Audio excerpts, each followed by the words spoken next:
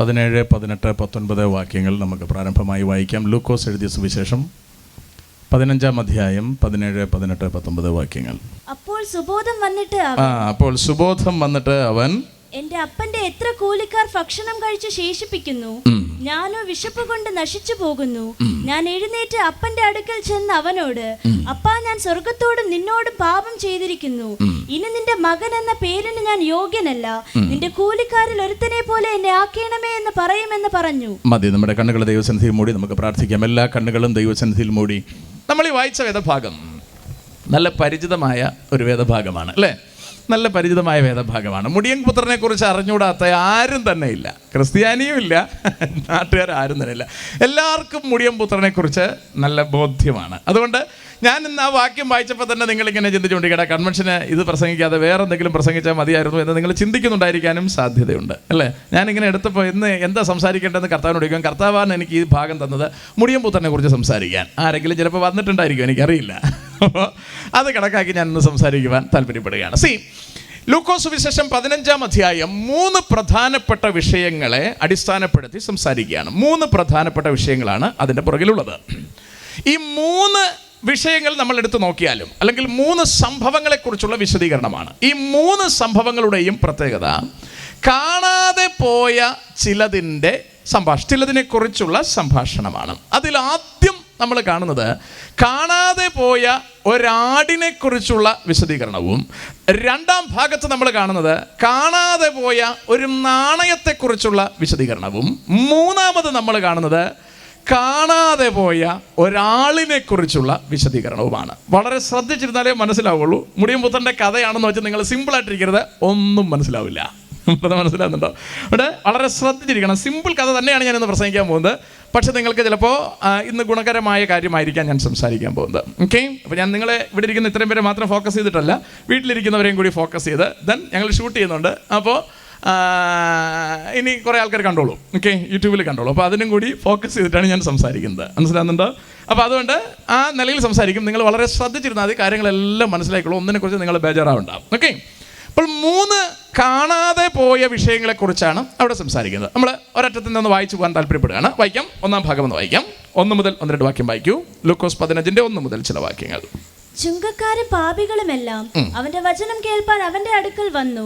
ഇവൻ പാപികളെ കൈക്കൊണ്ട് അവരോട് കൂടി ഭക്ഷിക്കുന്നു എന്ന് പരീശന്മാരും ശാസ്ത്രിമാരും പറഞ്ഞു. എല്ലാവരുടെയും പ്രശ്നം യേശുക്രിസ്തു ചുങ്കക്കാരുടെയും പാപികളുടെയും കൂടെ ഭക്ഷിക്കുന്നു എന്നുള്ളതാണ്, അല്ലേ? അവരുടെ അടുക്കലൊന്നും സംസാരിക്കാൻ പാടില്ല, അവരുടെ അടുക്കലൊന്നും പോകാൻ പാടില്ല എന്നുള്ളതാണ് അവിടെ അവർക്ക് യേശുക്രിസ്തുവിനെ കുറിച്ചുള്ള സങ്കല്പം. പക്ഷെ ക്രിസ്തു വന്നത് പാപികളെ തേടിയാണ് വന്നത്. സ്തോത്രം, അല്ലേ? നല്ല ആൾക്കാരെ തേടി അല്ല വന്നത്.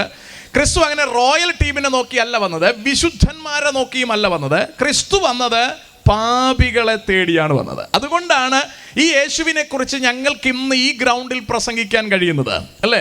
ക്രിസ്തു വിശുദ്ധന്മാരെ തേടി വന്നിരുന്നുവെങ്കിൽ നമുക്ക് യേശുവിനെ കുറിച്ച് ഇവിടെ പ്രസംഗിക്കാൻ പറ്റില്ല.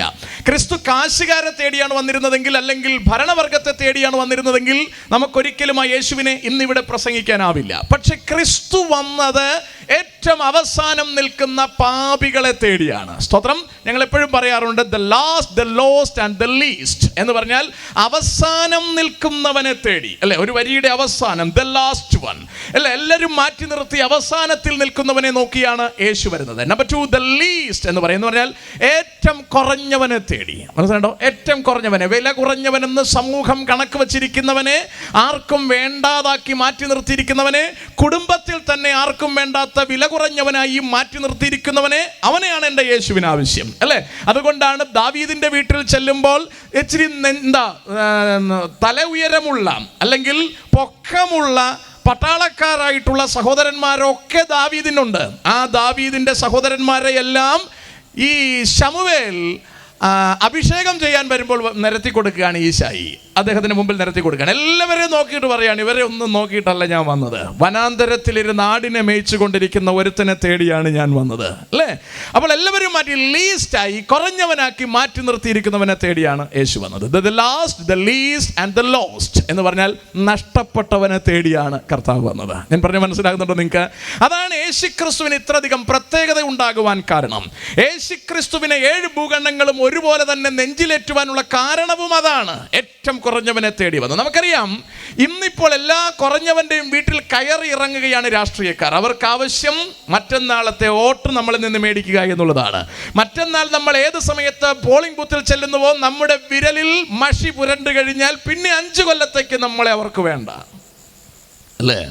അതുവരെ അവർ കോഴിക്കോട് വെച്ച് തരാം, കക്കൂസ് വെച്ച് തരാം, പിള്ളേരെ പഠിപ്പിക്കാം, അത് ചെയ്തു തരാം, ഇത് ചെയ്തു തരാം, റോഡ് ടാർ ചെയ്ത് തരാം എന്നൊക്കെ പറഞ്ഞ് മിടുക്കന്മാരെല്ലാം ഇവിടെ എല്ലായിടത്തും ഉണ്ടാകും. പക്ഷേ മറ്റന്നാൾ ഈ നേരമായി കഴിഞ്ഞാൽ നമ്മളിൽ വോട്ടിടാൻ താല്പര്യമുള്ള എല്ലാവരുടെയും നഖത്തിൽ മഷി പുരണ്ടു കഴിഞ്ഞാൽ പിന്നൊരുത്തനും തിരിഞ്ഞു നോക്കില്ല.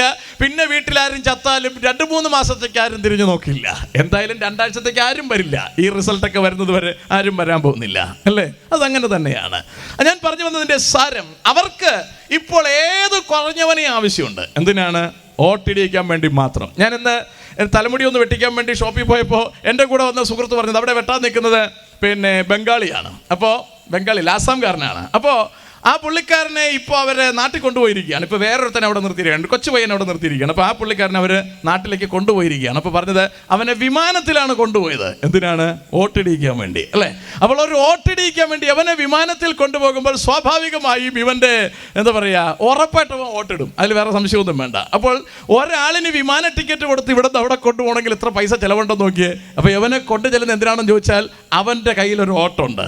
അവനെ ഒരുത്തനെ വീട്ടിൽ കൊണ്ടുപോകുമ്പോൾ അവൻ്റെ വീട്ടിലൊരു 25 പേരുടെ വോട്ട് ഉറപ്പായിട്ട് കിട്ടും. കാരണം ഇവൻ്റെ വിമാനത്തിലാണ് കൊണ്ടുപോകുന്നത് എന്നതുകൊണ്ട് തെക്കും വടക്കും അറിയില്ലാത്തവൻ്റെ ചുറ്റുപാടുമുള്ള എല്ലാവരും വോട്ടിടുമെന്നുള്ള കാര്യത്തിൽ സംശയമൊന്നും വേണ്ട. ഞാൻ പറഞ്ഞതിൻ്റെ അർത്ഥം, ആർക്ക് വേണമെങ്കിലും ഇന്നും നാളെയും പൈസ കിട്ടുന്ന എല്ലാ സൗകര്യങ്ങളും ഉണ്ട്, അല്ലേ? ഉപദേശിമാരെല്ലാവരും കൂടെ ചേർന്ന് ഇവിടെ പോയെന്നൊക്കെ പറഞ്ഞ് ചർച്ച നടക്കുന്നുണ്ട്. അത് അതിൻ്റെ വഴിക്ക് പോട്ടെ, ആരെങ്കിലും കിട്ടുന്നെങ്കിലൊക്കെ മേടിച്ചോട്ടെ. അരിമേടിപ്പ് നടക്കണമല്ലോ, നടക്കട്ടെ, അത് ഞാൻ ഒന്നും പറയുന്നില്ല. എനിക്ക് പറയാനുള്ളത്, ഈ 2 ദിവസമേ കിട്ടൂ, അടുത്ത 5 കൊല്ലം കിട്ടില്ല.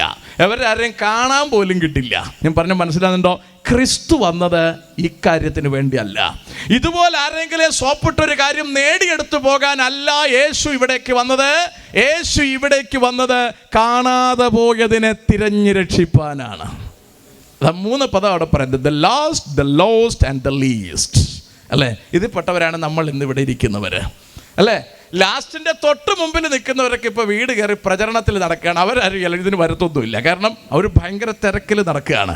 അവർക്ക് ആ തിരക്കാണ്. ഇന്ന് 2 ദിവസം കൂടി കഴിഞ്ഞിട്ടാണെങ്കിൽ പാസ്റ്ററെ വരാമെന്ന് അവർ പറയും, അല്ലേ? കാരണം ഭരണം പിടിക്കാനുള്ള തിരക്കിലാണ് എല്ലാവരും. അവരതിൻ്റെ സൈഡിൽ കൂടെ നടക്കട്ടെ. നമ്മളെ കർത്താവ് ഏൽപ്പിച്ചിരിക്കുന്നത് ഇവിടം വിട്ട് അക്കരെ നാട്ടിലേക്ക് പോകാൻ ആളെ ഒരുക്കാൻ വേണ്ടിയിട്ടാണ്. 5 കൊല്ലത്തൊരു ഭരണ സംവിധാനത്തിലേക്ക് വേണ്ടി ആളെ ചേർക്കുക അല്ല നമ്മുടെ ഉദ്ദേശം. എങ്ങനെയും ഈ ഭൂമിയിൽ നിന്ന് ആളെ രക്ഷപ്പെടുത്തി അക്കരെ നാട്ടിലേക്ക് കൊണ്ടുപോവുക എന്നുള്ളതാണ് നമ്മുടെ ഉദ്ദേശം. അവിടെ നമുക്ക് നിലനിൽക്കുന്ന ഒരു നഗരമുണ്ട്, അവിടെ നമുക്ക് നശിക്കാത്തൊരു രാജ്യത്വമുണ്ട്. അവൻ്റെ രാജ്യത്വം ഇളകാത്തതും നശിക്കാത്തതും നിത്യമായതുമാണ്. അവിടുത്തെ അംഗമാകുവാനാണ് ഞാനും നിങ്ങളും ഇന്ന് രാത്രിയിൽ ഒരുങ്ങിക്കൊണ്ടിരിക്കുന്നത്. സന്തോഷമുള്ളവർക്കൊരു സ്വതന്ത്രം പറയാം. അല്ലാതെ 5 കൊല്ലത്തേക്ക് പിടിക്കാൻ വേണ്ടിയിട്ടല്ല നമ്മൾ നടക്കുന്നത്. നമ്മൾ ഇളകാത്ത രാജ്യത്തേക്ക് പോകാൻ വേണ്ടി കർത്താവിന് ആവശ്യമുള്ളത് ഏറ്റവും പുറകിൽ നിൽക്കുന്നവനെയാണ് കർത്താവിന് ആവശ്യം. ഇവിടെ പറഞ്ഞോ. അപ്പോൾ അത്തരത്തിൽ യേശുക്രിസ്തു അമ്മാതിരി വില കുറഞ്ഞ ആൾക്കാരുടെ, പാപികളുടെ, കുടിയന്മാരുടെ വീട്ടിലേക്ക് ചെല്ലുമ്പോൾ അവിടെ നിൽക്കുന്ന ബാക്കി ആൾക്കാർ പറയാം, ഇവൻ എന്താ ഇങ്ങനെ നടക്കുന്നത്? ഇവനിൽ നിന്ന് നമ്മൾ ഇതല്ല എക്സ്പെക്ട് ചെയ്തത്. ഇവൻ വലിയ നിലയിൽ നിൽക്കുന്നതിനാണ് നമ്മൾ എക്സ്പെക്ട് ചെയ്യുന്നത്. പീലാത്തോസിന്റെ അരമനയിൽ നിൽക്കുന്നതാണ് നമ്മൾ എക്സ്പെക്ട് ചെയ്യുന്നത്, അല്ലേ? ഖന്നാസിന്റെയും കയ്യഭാവിന്റെയും ഒക്കെ ഓഫീസിൽ ഇരിക്കുന്നതാണ് ഞങ്ങൾ എക്സ്പെക്ട് ചെയ്യുന്നത്. ഒരിക്കലും ഞങ്ങൾ ഇയാളിൽ നിന്ന് ഇങ്ങനെ പ്രതീക്ഷിക്കുന്നില്ല. അപ്പൊ കർത്താവ് 3 കഥ പറയുകയാണ്, അല്ലേ? യേശുക്രിസ്തു വന്നതിന്റെ ഉദ്ദേശം ചുറ്റുപാടുള്ളവർക്ക് മനസ്സിലാക്കാൻ പാകത്തിന് 3 കഥകൾ പറയുകയാണ്. ഇനി കേൾക്കാം, വായിച്ചോളൂ. അവരോട് അവൻ ഈ ഉപമ പറഞ്ഞു, നിങ്ങളിൽ ഒരാൾക്ക് 100 ആടുണ്ട് എന്നിരിക്കട്ടെ, അതിലൊന്ന് കാണാതെ പോയാൽ അവൻ 99 മരുഭൂമിയിൽ വിട്ടു. നിങ്ങൾക്ക് 100 ആടുണ്ടെന്നിരിക്കട്ടെ, കേട്ടോ? അപ്പൊ അത് പറയാൻ പോകുന്നുണ്ടോ? നിങ്ങൾക്ക് 100 ആടുണ്ടെന്നിരിക്കട്ടെ. നമുക്കിപ്പോ എത്ര ആടുണ്ട്? ഒന്നുമില്ല, ഭാഗ്യം, അല്ലേ? 100 ഉണ്ടെന്നിരിക്കട്ടെ. വായിക്ക്. ആ കാണാതെ പോയതിനെ കണ്ടെത്തും വരെ. മോളെ ഒന്നുകൂടി. 100 ആടുണ്ടെന്നിരിക്കട്ടെ, അതിലൊന്ന് കാണാതെ പോയാൽ അവൻ 99 മരുഭൂമിയിൽ വിട്ടേച്ച് ആ കാണാതെ പോയതിനെ കണ്ടെത്തും വരെ നോക്കി. കണ്ടോ? ആ കാണാതെ പോയതിനെ കണ്ടെത്തും വരെ നോക്കി നടക്കാതിരിക്കുമോ എന്ന് പറഞ്ഞാൽ ആ ഒരെണ്ണത്തെ കിട്ടിയേ പറ്റത്തുള്ളൂ. രാത്രി വീട്ടിൽ കൊണ്ട് കണക്ക് ചേർക്കേണ്ടതാണ്. അപ്പൊ 99 എണ്ണം കൊണ്ടുവന്നാൽ പോരാ, 100 എണ്ണം എൻ്റെ കയ്യിൽ ഉണ്ടായിരുന്നു, ഒരെണ്ണം നഷ്ടപ്പെട്ടിരിക്കുന്നു. അതുകൊണ്ട് 99 അവിടെ നിർത്തിയിട്ട് നഷ്ടപ്പെട്ട ഒന്നിൻ്റെ പുറകെ പോകുന്നത് അവിടെ നാട്ടിലെ ശീലമാണെങ്കിൽ കർത്താവ് ചോദിക്കുക, നഷ്ടപ്പെട്ട നിങ്ങളെ തേടി ഞാൻ താഴേക്ക് വരണ്ടേ? ചുങ്കക്കാരുടെ ഇടയിലാണ് രക്ഷപ്പെടേണ്ടവൻ ഇരിക്കുന്നതെങ്കിൽ, മദ്യപാനിയുടെ ഇടയിലാണ് രക്ഷപ്പെടേണ്ടവൻ ഇരിക്കുന്നതെങ്കിൽ, വ്യഭിചാരിയുടെ ഇടയിലാണ് രക്ഷപ്പെടേണ്ടവൻ ഇരിക്കുന്നതെങ്കിൽ, അവൻ എത്ര താഴെ ഇരിക്കുന്നു എങ്കിലും, എത്ര മോശപ്പെട്ട നിലയിൽ ഇരിക്കുന്നെങ്കിലും അവൻ്റെ അടുക്കൽ ചെന്ന് അവനെ ചേർക്കുവാൻ എൻ്റെ കർത്താവ് തയ്യാറാണ്. Praise the Lord. അപ്പം നമ്പർ 1 ആടിൻ്റെ കാര്യമാണ് പറയുന്നത്. ശ്രദ്ധിച്ചോണേ, ഇവിടെ ആട് ഒരു ജീവിയാണ്, നിങ്ങൾക്കറിയാം അല്ലേ? അതൊരു ജന്തുവാണ്. പക്ഷെ അതിൻ്റെ ഒരു പ്രശ്നം, നഷ്ടപ്പെട്ടു പോയാൽ തിരിച്ചു വരേണ്ട കപ്പാസിറ്റി അതിനില്ല. അത് നഷ്ടപ്പെട്ട് അതങ്ങനെ വിട്ടങ്ങ് പോകും. അതിന് തിരിച്ചു വരാൻ അതിനറിയില്ല, അത് കൈവിട്ടു പോകും. അതുകൊണ്ടാണ് അതിനെ തേടി അതിൻ്റെ ഇടയൻ അതിൻ്റെ അടുക്കലേക്ക് പോകുന്നത്. അത് പോയിരിക്കാൻ സാധ്യതയുള്ള ഇടത്തിലേക്ക് ചെന്ന് അതിനെ പിടിച്ചുകൊണ്ട് വരാൻ വേണ്ടി അതൊരു ജന്തു ആയതുകൊണ്ടാണ് അതിൻ്റെ പുറകെ പോകുന്നത്. ശ്രദ്ധിച്ചോണം, നമ്മൾ ആദ്യം കാണുന്ന കഥാപാത്രം ഒരു ജന്തുവാണ്. ആൾക്ക് ജീവനൊക്കെ ഉണ്ട്, പക്ഷേ ആൾക്ക് തിരിച്ചു വരാനുള്ള ബോധമൊന്നുമില്ല. പോയിക്കഴിഞ്ഞാൽ അങ്ങ് പോവും. അപ്പോൾ അതിൻ്റെ പുറകെ പോവുകയാണ്. നമ്പർ 2 ഇനി നമ്മൾ കാണുന്നത് ഒരു നാണയമാണ്. എന്ന് പറഞ്ഞാൽ അത് ജന്തുവല്ല, അതൊരു നാണയമാണ്, ഒരു ലോഹ കഷണമാണ്. അതിനൊരിക്കലും തിരിച്ചു വരാൻ പറ്റില്ല. അത് കൈനഷ്ടം വരുന്നത് സ്വന്തം കയ്യിരിപ്പുണ്ടല്ല, അതിനെ കയ്യിൽ വെച്ചിരിക്കുന്ന ആളിൻ്റെ കയ്യിരിപ്പുണ്ടാണ്. ആട് കൈനഷ്ടം വരുന്നത് ആടിൻ്റെ കയ്യിരിപ്പുകൊണ്ട് തന്നെയാണ്, പക്ഷെ അതിന് തിരിച്ചു വരാനൊക്കെ ഇല്ല. അതിനെ ചെന്നെടുത്തുകൊണ്ട് വരേണ്ടതായിട്ടുണ്ട്. രണ്ടാമത്തതൊരു നാണയമാണ്, അല്ലെങ്കിൽ ഒരു ലോഹമാണ്. ആ സാധനത്തെ സംബന്ധിച്ചിടത്തോളം കൈനഷ്ടം വരുന്നത് ലോഹത്തിൻ്റെ പ്രശ്നം കൊണ്ടല്ല, ഈ കയ്യിൽ വെച്ചിരുന്ന ആളിൻ്റെ കുഴപ്പം കൊണ്ടാണ്. മൊത്തത്തിൽ ചിന്തിക്കണേ, എല്ലാം നിങ്ങൾക്ക് മനസ്സിലായിക്കോളൂ. ഈസിയായിട്ട് ഞാൻ മനസ്സിലാത്ത രീതിയിലാണ് പ്രസംഗിക്കുന്നത്. ഇന്നതായിട്ട് വായിക്കും. കണ്ടുകിട്ടിയാൽ സന്തോഷിച്ച് ചുമലിലെടുത്ത് വീട്ടിൽ വന്ന് സ്നേഹിതന്മാരെ വായിച്ചോ. അല്ല, ഒരു സ്ത്രീക്ക് 10 ദ്രഹ്മ ഉണ്ട് എന്നിരിക്കട്ടെ, ഒരു ദ്രഹ്മ കാണാതെ പോയാൽ, 10 ദ്രഹ്മയുള്ളയാളിന്റെ ഒരു ദ്രഹ്മ കാണാതെ പോയാൽ, അവൾ വിളക്ക് കത്തിച്ച് വീട് അടിച്ചു വാരി. കണ്ടോ, വിളക്ക് കത്തിച്ച വീട് അടിച്ചു വാരി അത് കണ്ടുകിട്ടും വരെ സൂക്ഷ്മത്തോടെ അന്വേഷിക്കാതിരിക്കുമോ? അത് കണ്ടു കിട്ടും വരെ സൂക്ഷ്മതയോടെ അന്വേഷിക്കാതിരിക്കുമോ? വളരെ കൃത്യമായ ചോദ്യമാണ് അല്ലേ? ഒരു ദ്രഹ്മയാൾക്ക് കാണാതെ പോയിരിക്കുന്നു, അതിനെ തിരിച്ചെടുക്കുവാൻ വേണ്ടി വിളക്ക് കത്തിച്ച് വീട് മുഴുവൻ ശുദ്ധിയാക്കി എവിടെ കിടക്കുന്നെങ്കിലും അതിനെ അവിടെ ചെന്ന് കണ്ടുപിടിക്കാൻ ആള് തയ്യാറാകാതിരിക്കുമോ? അപ്പോൾ രണ്ടാമത് ഇവിടെ കാണാതെ പോകുന്നത് ഒരു ലോഹമാണ് അല്ലേ, അല്ലെങ്കിൽ ഒരു നാണയമാണ്. അത് കാണാതെ പോയിരിക്കുന്നു. ഞാൻ നേരത്തെ പറഞ്ഞു അതിൻ്റെ നേച്ചർ, ഞാൻ പറഞ്ഞു അത് തിരിച്ചു വരികയില്ല. അപ്പോൾ അതിനെ കണ്ടുപിടിക്കണമെങ്കിൽ വിളക്ക് കത്തിച്ച് അതിൻ്റെ പുറകെ പോകണം. കണ്ടോ, അതിനും കർത്താവ് തയ്യാറാണ്. കണ്ടോ, അപ്പോൾ ഒന്ന് കൈനഷ്ടം വന്നുപോയ ആട്, അതിനെ രക്ഷപ്പെടുത്താൻ അത് എവിടെയുണ്ട് അവിടം വരെ ഞാൻ തിരഞ്ഞു ചെന്ന് രക്ഷപ്പെടുത്താൻ തയ്യാറാണ്.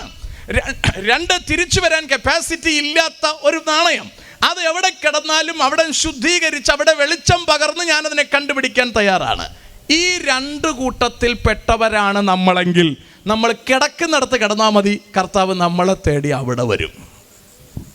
പക്ഷെ നമ്മൾ ഈ 2 കൂട്ടത്തിൽ പെട്ടതല്ല. നമ്മൾ ബോധമില്ലാത്ത ആടുമല്ല, ജീവനില്ലാത്ത നാണയവുമല്ല, നമ്മൾ മനുഷ്യനാണ് അല്ലേ? എന്നെ കേൾക്കുന്ന എല്ലാവരും മനുഷ്യരാണെന്ന് ഞാൻ കരുതുകയാണ് അല്ലേ? സ്തോത്രം. അതെ, ചെറുതായിട്ടൊക്കെ അനക്കമുണ്ട്, ഇടയ്ക്ക് ചില ജന്തുക്കളും ഉണ്ട്, സാരമില്ല. അപ്പോൾ ഇവിടെ പറയുന്നത് നമ്മൾ ശരിക്കും മനുഷ്യരാണ് എന്ന് പറഞ്ഞാൽ നമുക്ക് മൃഗങ്ങളിൽ നിന്നും ഒരുപാട് വ്യത്യാസമുണ്ട്. നാണയത്തിൽ നിന്നും ലോകത്തിൽ നിന്നും നമുക്കുള്ള പ്രധാന വ്യത്യാസം ജീവനുണ്ട് എങ്കിൽ, ജീവനുള്ള ആടിൽ നിന്നും നമുക്ക് പിന്നെയും വ്യത്യാസം വരുന്നു. നമുക്ക് ദൈവത്തിൻ്റെ സാദൃശ്യവും സ്വരൂപവുമുണ്ട്.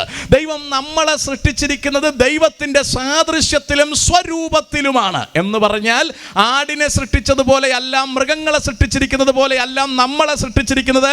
ചിന്തിക്കാനുള്ള ചിന്താശേഷി തന്നാണ് നമ്മളെ സൃഷ്ടിച്ചിരിക്കുന്നത്. പക്ഷെ ദൗർഭാഗ്യവശാൽ നമ്മൾ സ്വന്തമായിട്ട് ചിന്തിക്കുകയല്ല, വേറെ ആരെങ്കിലും കൊണ്ട് നമ്മളെ ചിന്തിപ്പിക്കും അല്ലേ? പലരും അങ്ങനെ സ്വന്തമായിട്ട് ചിന്തിക്കാനുള്ള ശേഷി വർക്ക് ചെയ്യിപ്പിക്കാറില്ല. നമുക്ക് ഇന്ത്യ ആര് ഭരിക്കണമെന്ന് ചിന്തിക്കാനുള്ള ചിന്താശേഷിയും അധികാരവും ഉപയോഗിക്കേണ്ടത് മറ്റന്നാളിലാണ്. പക്ഷെ ദൗർഭാഗ്യവശാൽ നമ്മളത് ഉപയോഗിക്കില്ല. നമുക്കൊരാൾ 2 കോഴി തന്നിട്ടുണ്ടെങ്കിൽ, ആട് മേടിച്ചു തന്നിട്ടുണ്ടെങ്കിൽ, റോഡ് ടാർ ചെയ്ത് തന്നിട്ടുണ്ടെങ്കിൽ നമ്മൾ അത് നോക്കി വോട്ടിടും. നമുക്കറിയില്ല, നമ്മുടെ കയ്യിലിരിക്കുന്ന വില നമുക്കറിയില്ല. എന്നിട്ട് 5 കൊല്ലം നമ്മൾ ചൊറിഞ്ഞുകൊണ്ട് നടക്കും.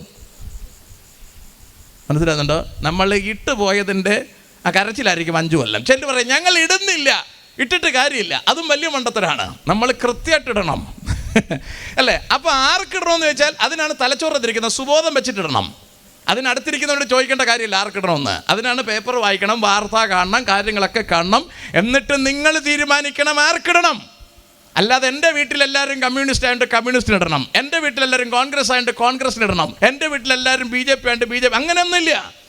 അല്ലേ? എൻ്റെ വീട്ടിൽ ഞാൻ എൻ്റെ ഭാര്യയോടും പിന്നെ എന്താ പറയുക മാതാപിതാക്കളോടും പോലും പറയാറില്ല നിങ്ങൾക്ക് ഇഷ്ടമുള്ളവർക്ക് ഇടാം, ഞാൻ എനിക്ക് ഇഷ്ടമുള്ളവർക്ക് ഇടും. അല്ലേ? അതെൻ്റെ ഇഷ്ടമാണ്, എൻ്റെ അവകാശമാണ്. അതിലെൻ്റെ ഭാര്യയ്ക്ക് കൈയടത്താൻ ഞാൻ അനുവാദം കൊടുത്തിട്ടില്ല. അവൾക്ക് വോട്ടിടേണ്ടത് അവളുടെ അവകാശമാണ്, അവിടെ ഞാൻ കൈയടത്തിയിട്ടില്ല. ചിലരങ്ങനല്ല, നീ ഇന്നതിനിട്ടില്ലെങ്കിൽ വീട്ടിൽ കയറ്റൂല. ആ മണ്ടൻ അറിഞ്ഞുവിടാത്തത് അവൻ അകത്ത് കയറി നോക്കാൻ നോക്കൂല അവൾ ആർക്കായിട്ടെ എന്ന്. ഞാൻ പറഞ്ഞു മനസ്സിലാകുന്നുണ്ട്. എങ്കിലും അവനൊരു സമാധാനം. ഇങ്ങനെയുള്ള മാനസിക പ്രയാസമുള്ള ആൾക്കാരുണ്ട്. ഞാൻ ആ ഭാഗത്തേക്ക് എങ്ങും പോകുന്നില്ല. അല്ലേ? ചിലർ കാശ് മേടിച്ചിടാറുണ്ട്. ഇത് നമുക്കിവിടെ ഭൂമിയിൽ ജീവിച്ചിരിക്കുമ്പോൾ ഇന്ത്യൻ സിറ്റിസൺ എന്ന നിലയിൽ നമുക്കുള്ള വലിയ അധികാരം വോട്ട് തന്നെയാണ്. പക്ഷേ നമ്മൾ അതിൻ്റെ ആ മൂല്യം നമുക്കറിയില്ലെന്നുള്ളതാണ് അതിൻ്റെ പ്രത്യേകത. അതുകൊണ്ടാണ് നമ്മളെ വീട്ടിൽ 16 പ്രാവശ്യം അവർ തൊഴുതോണ്ട് വരുന്നതിൻ്റെ കാര്യം. തൊഴുതോണ്ട് വരുന്നത് ഈ സമയത്ത് ഇനി ഒരിക്കലും വരില്ല. മറ്റന്നാൾ കഴിഞ്ഞാൽ പിന്നെ ഒരു 2.5 കൊല്ലത്തേക്ക് അവർ വരില്ല. അടുത്ത MLA ഇലക്ഷന് മാത്രമേ വരത്തുള്ളൂ. കാര്യങ്ങൾ മനസ്സിലാകുന്നുണ്ടല്ലേ? ആർക്കും ദേഷ്യം വരികയോ പ്രയാസം വരികയോ ചെയ്ത് എന്നെ ഉപദ്രവിക്കുകയൊന്നും ചെയ്യരുത്. എനിക്കിതുമായിട്ട് യാതൊരു ബന്ധമില്ല. ഞാൻ കാണാതെ പോയതിനെ തിരഞ്ഞു രക്ഷിക്കുന്ന കർത്താവിനെ പരിചയപ്പെടുത്താനാണ് ഞാൻ ഇവിടെ നിൽക്കുന്നത്. സ്തോത്രം. അപ്പം നമ്പർ 1 ആടിനെ തേടിപ്പോകുന്ന ഇടയൻ. നമ്പർ 2 നാണയം തേടിപ്പോകുന്ന അതിൻ്റെ ഉടമസ്ഥൻ. ഇത് രണ്ടും തേടിപ്പോകണം. കാരണം അവർക്ക് ഇങ്ങോട്ട് വരാനൊക്കില്ല. ഇനിയാണ് മൂന്നാമത്തെ നമ്മുടെ കഥാപാത്രത്തിലേക്ക് നമ്മുടെ ശ്രദ്ധ പോകുന്നത്. വായിക്കാം. അപ്പോൾ സുബോധം വന്നിട്ട് അവൻ തുടക്കന്നിട്ട് വായിക്കേ. പിന്നെയും അവൻ പറഞ്ഞത്, ഒരു മനുഷ്യന് 2 പുത്രന്മാർ ഉണ്ടായിരുന്നു. അപ്പൊ 2 കഥ കഴിഞ്ഞതിന് ശേഷം മൂന്നാമത്തെ കഥ പറയുകയാണ്. പിന്നെയും അവൻ പറഞ്ഞത്, ഒരു മനുഷ്യന് 2 പുത്രന്മാരുണ്ടായിരുന്നു. അവരിൽ ഇളയവൻ അപ്പനോട് അപ്പാ, വസ്തുവിൽ എനിക്ക് വരേണ്ടുന്ന പങ്ക് തരേണമേ എന്ന് പറഞ്ഞു. നല്ല മക്കളുണ്ട് അങ്ങനെയുള്ളവര്. അപ്പനൊക്കെ ആരോഗ്യത്തോടെ ഇരിക്കുമ്പോൾ തന്നെ ചെന്ന് അപ്പൻ്റെ അടുത്ത് എനിക്ക് വരേണ്ടെന്ന് ഇങ്ങനെ തരാൻ പറയും. അവൻ എന്തോ വരാനിരിക്കുന്നത്? അല്ലേ? അങ്ങനെ പിള്ളേർക്ക് എന്തെങ്കിലും കൊടുക്കേണ്ടതായിട്ടുണ്ടോ? എനിക്ക് തോന്നുന്നില്ല. നമ്മുടെ കാലശേഷം അവർക്ക് കൊടുക്കാൻ കുഴപ്പമില്ല. അല്ലാതെ വരേണ്ടതെന്ന് പറഞ്ഞ് പ്രത്യേകിച്ച് വലിയ കാര്യമൊന്നുമില്ല. അല്ലേ? അതുകൊണ്ട് നിങ്ങൾ ആര് പിള്ളേർക്ക് എഴുതി കൊടുത്താലും അതിൽ കാലശേഷം ഒന്ന് എഴുതിക്കോണം. നിങ്ങളെ കാലം ചെയ്യിപ്പിക്കാതെ നോക്കിക്കോണം. അല്ലേ? എന്നെ കാലശേഷം തന്നെ ഒപ്പിട്ട് കൊടുത്തിട്ട് പിള്ളേരെ കൊണ്ട് നിങ്ങളെ കാലം ചെയ്യിപ്പിക്കരുത്. അത് നിങ്ങൾ നോക്കേണ്ട ഉത്തരവാദിത്തമാണ്. അല്ലേ? കട്ടിലിൻ്റെ കാല് വരെ എഴുതി കൊടുക്കരുത്. അവസാനം നിങ്ങൾ അവരെ എടുത്ത് ഊരെ കളയും. അല്ലേ? ബാങ്കുകാർ വരുമ്പോഴേ അറിയത്തുള്ളൂ. അപ്പോൾ നമ്മൾ പറയും നമ്മുടെ മക്കൾ നല്ല മക്കളാണ്, അതുകൊണ്ടാണ് പറഞ്ഞത്. അല്ലേ? അവരെ കൊണ്ട് വെറുതെ ഒരു മെനക്കേട് ഉണ്ടാക്കിക്കരുത് എന്ന് പറയാൻ കാരണം. അല്ലേ? നിങ്ങൾ കഷ്ടപ്പെട്ടുണ്ടാക്കിയത്, അല്ലെങ്കിൽ നിങ്ങളുടെ അപ്പനോ അമ്മയോ കഷ്ടപ്പെട്ടുണ്ടാക്കി തന്നത്, അതിൽ നിങ്ങൾക്ക് ചാവുന്നത് വരെ മര്യാദയ്ക്ക് കിടക്കാനുള്ള അവകാശം ഉണ്ടാകണമെങ്കിൽ ആർക്കെഴുതി കൊടുത്താലും ഈ ക്ലോസ് വച്ച് തന്നെ എഴുതി കൊടുക്കണം. ചട്ടി കലവും പിന്നെ അമ്മി ഉരല് കട്ടില് ഇതിനെല്ലാം സമ്പൂർണ്ണ അവകാശം. പിന്നെ വീടിൻ്റെ എവിടെയും തുപ്പാനുള്ള അവകാശം, ബാക്കി ചില അത്യാവശ്യ കാര്യങ്ങൾ ചെയ്യാനുള്ള അവകാശം. അല്ലേ? ഞാൻ കുറേ കാലം ഒരു പ്രശ്നങ്ങളൊക്കെ തീർക്കാൻ പോകാറുണ്ട്. അപ്പോൾ അവരൊക്കെ പറയുന്നത്, അമ്മച്ചി ഇവിടെ തുപ്പി പിന്നെ അവിടെ മുള്ളി, ഇതൊക്കെയാണ് അവരുടെ പ്രശ്നം. ഒരിക്കലും ആരോഗ്യമുള്ളൊരു അമ്മച്ചി അവിടെ അങ്ങനെ ചെയ്യില്ല. അവരുടെ ആരോഗ്യം നഷ്ടപ്പെടുമ്പോൾ അവരത് ചെയ്യും. അല്ലേ? അപ്പോൾ അവരെന്തിനത് ചെയ്തു എന്നൊക്കെ ചോദിക്കാൻ നിന്ന ഈ ചോദിക്കുന്ന പുള്ളി ഈ അമ്മച്ചിയുടെ ബെഡിലാണ് ഇതെല്ലാം ചെയ്തിരുന്നത്. 25-30 കൊല്ലം പുറകിലോട്ട് പോയി നോക്കിയേ, എവിടെയാണ് 1-നും 2-നും പോയതെന്ന്? ഈ പറഞ്ഞ ആളിൻ്റെ കട്ടിലാണ് പോയത്. അല്ലേ? അപ്പോൾ അതുകൊണ്ട് നമ്മളിപ്പോൾ പിള്ളേരുടെ കട്ടിലൊന്നും കയറി സാധിക്കുന്നില്ലെങ്കിലും, അല്ലേ, നിവർത്തി കേട്ടു പോയാൽ, ആരോഗ്യം ക്ഷയിച്ചു പോയാൽ, ചിലപ്പോൾ ഉദ്ദേശിക്കുന്നത് പോലെ കാര്യങ്ങൾ ക്രമീകരിക്കപ്പെടാതെ വന്നാൽ ചിലപ്പോൾ വരാന്തയിൽ പോയെന്നിരിക്കും, ചിലപ്പോൾ മുറ്റത്ത് പോയെന്നിരിക്കും. അത് സഹിക്കാനുള്ള, അല്ലെങ്കിൽ അത് വൃത്തിയാക്കാനുള്ള മനോഭാവം മക്കൾക്കുണ്ടാവണം. മക്കൾക്കുണ്ടായില്ലെങ്കിൽ നിങ്ങളെടുത്ത് വെളിയിൽ കളയാതിരിക്കാൻ കൃത്യമായിട്ടും ഇതിനകത്ത് ഈ ക്ലോസ് വച്ചിരിക്കണം. വച്ചില്ലെങ്കിൽ നിങ്ങൾ അനാഥരാവും, നിങ്ങളെ നോക്കാൻ ആളുണ്ടാവില്ല. പിന്നീട് കരഞ്ഞുകൊണ്ട് നടന്നിട്ടൊന്നും കാര്യമൊന്നുമില്ല. അതുകൊണ്ട് ഒരു കണ്ണി ചോരയും കാണിക്കരുത്, കൃത്യമായിട്ട് എഴുതണം. അല്ലേ? അപ്പോൾ പറയാം, അല്ലെങ്കിൽ കൊച്ചിനെ കെട്ടിക്കൊണ്ട് പോകത്തില്ല, എങ്കിൽ അവൻ കെട്ടണ്ട, അല്ലാത്തോ വന്ന് കെട്ടിയാൽ മതി. അല്ലേ? മക്കൾ നമ്മളെ സോപ്പിടും കേട്ടോ, അത് കുഴപ്പമില്ല ഡാഡി, എല്ലാം നോക്കി, അതൊക്കെ ചുമ്മാതാണ്, ഒന്നും ഈ സംഭവത്തിൽ നിങ്ങൾ ഒരയവും വയ്ക്കരുത്. മനസ്സിലാണ്ടോ? നിങ്ങൾക്ക് കിടന്നുറങ്ങണമെങ്കിൽ, അല്ല വൃദ്ധസദനത്തിൽ ഉറങ്ങിയാൽ മതിയെങ്കിൽ പ്രശ്നമില്ല. മനപ്രയാസം ഇല്ലാത്തവർക്കൊരു സ്വതന്ത്രം പറയാമോ? എനിക്ക് മനസ്സിലായി, ഇരിക്കുന്ന എല്ലാം മക്കളാണെന്ന് മനസ്സിലായി അല്ലേ? പിന്നെ 1-2 അമ്മച്ചിമാർ ഇരിപ്പുണ്ട്, സ്വോത്രം പറഞ്ഞാൽ വീട്ടിൽ ചെന്ന് രാത്രി ചോറ് തിന്നണ്ടേ, ചാടിക്കയറി സ്വോത്രം. ഞാൻ ഇവിടെ നിന്ന് ആവേശത്തിൽ പറയും, നിങ്ങൾ കയറി ഹല്ലേലൂയ പറയും, വീട്ടിൽ ചെല്ലും പറയും, ഇന്ന് ചോറ് അങ്ങേറൊന്ന് തിന്നാൽ മതി എന്ന് പറയും. ഞാനിവിടുന്ന് പ്രസംഗിച്ചിട്ടങ്ങ് വീട്ടിൽ പോകും. അതുകൊണ്ട് നോക്കിയൊക്കെ പറഞ്ഞാൽ മതി ഹല്ലേലൂയ. അടുത്തിരിക്കുന്ന ആരെന്നൊക്കെ നോക്കി ആലോചിച്ച് പറഞ്ഞാൽ മതി. സ്വോത്രം. നമുക്ക് തിരിച്ചു വരാം. ഞാൻ നിങ്ങളുടെ നന്മയ്ക്ക് വേണ്ടി പറഞ്ഞതാണ് ഈ കാര്യം. നിങ്ങളുടെ സുരക്ഷിതത്വം നിങ്ങൾ നോക്കിക്കോണം. ആരുടെയും പേരിൽ ആ സുരക്ഷിതത്വം മാറ്റി വെക്കരുത്. നിങ്ങളുടെ അധികാരം, അതാ ഞാൻ പറഞ്ഞു, വോട്ടിംഗ് നിങ്ങളുടെ അവകാശമാണ്, അത് നിങ്ങൾ ഉപയോഗിക്കണം. അതുപോലെ നിങ്ങളുടെ അവകാശങ്ങളുണ്ട്, ആ അവകാശങ്ങളിൽ ആരും കൈവയ്ക്കാതിരിക്കാനും ആരും നിങ്ങളെ എന്താ പറയുക കാലം തികയുന്നതിന് മുമ്പ് തട്ടിക്കളയാതിരിക്കാനും സൂക്ഷിക്കേണ്ട ഉത്തരവാദിത്വം നിങ്ങൾക്കുള്ളതാണ്. അത് നിങ്ങൾ സൂക്ഷിച്ചു പോകണം. ഈ ആരോഗ്യമൊക്കെ ക്ഷയിക്കും കേട്ടോ, ആരോഗ്യമൊക്കെ പെട്ടെന്ന് ക്ഷയിക്കും, കാര്യങ്ങൾക്കൊക്കെ വ്യത്യാസം വരും. അപ്പോൾ ഒറ്റപ്പെട്ടു പോകാതിരിക്കാനാണ് ഞാനിത് ഗൗരവത്തോടു കൂടി നിങ്ങളെ ഓർപ്പിച്ചു പോയത്. മനപ്രയാസം എന്തെങ്കിലും ഉണ്ടെങ്കിൽ അങ്ങ് പ്രാർത്ഥിച്ചാൽ മതി. വായിക്കുമ്പോളേ, അവനവർക്ക് മുതൽ പകുത്തു കൊടുത്തു. ഈ ചെറുക്കൻ വന്ന് പറഞ്ഞു, എനിക്ക് വരേണ്ടുന്നത് എനിക്ക് തരാൻ പറഞ്ഞു. ഒരിക്കലും ഒരു മകൻ അങ്ങനെ ചോദിക്കാൻ പാടില്ല. അവിടം തൊട്ട് അവൻ്റെ വഴി തെറ്റുകയാണ്. എനിക്ക് വരേണ്ടുന്നത് എനിക്ക് തരാൻ പറഞ്ഞു. അപ്പോഴത്തേക്ക് അപ്പൻ ബുദ്ധിയുള്ള അപ്പനായതുകൊണ്ട് അവൻ്റെ മുതൽ പകുത്തു കൊടുത്തില്ലെങ്കിൽ അവൻ കാടിളക്കുന്ന പ്രശ്നം ഉണ്ടാകും. ചില പിള്ളേർ അങ്ങനെ വീട്ടിൽ ഭയങ്കര പ്രശ്നം ഉണ്ടാക്കും. അത് നമ്മൾ തന്നെ പിള്ളേരെ വളർത്തി അങ്ങനെ ആക്കിയതാണ്. കാരണം പിള്ളേർ കൊച്ചിലെ എന്ത് ചോദിക്കുന്നോ അത് നമ്മൾ ഉണ്ടാക്കി കൊടുക്കും അല്ലേ? വീട്ടിലെ അപ്പൂപ്പനല്ല പറയുന്നത്, പിള്ളേരാണ് പറയുന്നത് എന്ത് വേണമെന്ന്. പുട്ട് വേണോ ഇടിയപ്പം വേണോ എന്ന് അവൻ പറയും. അവൻ ചുമ്മാ ഇരുന്ന് അവന് പറഞ്ഞാൽ വേറെ ചോദ്യം നോക്കാനൊന്നുമില്ല. നമ്മളാണെങ്കിൽ 14-12 കൊല്ലം കാത്തിരുന്നിട്ട് കിട്ടിയ കൊച്ചായതുകൊണ്ടാണ് ഇതിനെടുത്ത് തലവെക്കുന്നത്. നമ്മൾ ഇതിനെടുത്ത് തലവെക്കുകയാണ്. ഇത് പറയുന്നത് പോലെ നമ്മൾ ചെയ്യുകയാണ്. അവൻ ചുമ്മാ ഇരുന്നങ്ങ് പറയുകയാണ്, എനിക്ക് കൊഞ്ച് വേണം അല്ലേ, എനിക്ക് ഇടിയപ്പം വേണം, എനിക്ക് പൊറോട്ട വേണം. അവൻ പറയുന്ന സാധനം മേടിച്ചുകൊണ്ട് കൊടുക്കാൻ ഈ അമ്മയപ്പന്മാർ തയ്യാറാവുകയാണ്. കൊച്ചു കാര്യങ്ങൾ നിങ്ങൾ മേടിച്ചു കൊടുത്ത് അങ്ങോട്ട് പോകുമ്പം വലുത് അവൻ ചോദിക്കും. ഒരു 7ാം ക്ലാസ് 8ാം ക്ലാസ് കഴിയുമ്പോൾ അവൻ മൊബൈൽ ഫോൺ ചോദിക്കും. 10ാം ക്ലാസ് കഴിയുമ്പോൾ അവൻ സ്കൂട്ടർ ചോദിക്കും. പിന്നീട് അവൻ ചോദിക്കുന്നത് വലിയ സംഭവമായിരിക്കും. മനസ്സിലാണ്ടോ? അവിടേക്ക് എത്തുമ്പോൾ നിങ്ങൾ കിടന്ന് വിഷമിക്കാതിരിക്കണമെങ്കിൽ ഈ തുടക്കം തൊട്ടേ നിങ്ങൾ തീരുമാനിക്കണം അവൻ എന്ത് തിന്നണമെന്ന്. അതുകൊണ്ട് കൊച്ചിൻ്റെ ഇഷ്ടത്തിന് ഒന്നും വാങ്ങിച്ചു കൊടുക്കരുതെന്നല്ല ഈ പറഞ്ഞത്. അവൻ്റെ ഇഷ്ടത്തിന് കയറൂരി വിട്ടിട്ട് നോയിക്കൊണ്ടിരിക്കരുതെന്നാണ് ഞാൻ ഈ പറഞ്ഞത്. ഞാൻ പറഞ്ഞതിൻ്റെ അർത്ഥം മനസ്സിലാകുന്നുണ്ടോ എന്ന് എനിക്കറിയില്ല. ഒരു ദിവസം എൻ്റെ വീട്ടിൽ ഭയങ്കര ബഹളം നടക്കുകയാണ്. എന്തുകൊണ്ട്? ഫുഡ് കഴിക്കുന്ന കാര്യത്തെക്കുറിച്ച് ബഹളം നടക്കുകയാണ്. അപ്പോൾ വയസ്സായവർക്ക് ഒരു ഇത് വേണം, ഇടയ്ക്കുള്ള ഞങ്ങൾക്ക് വേറെ ഇത് വേണം. എനിക്ക് പിന്നെ പ്രശ്നമില്ല.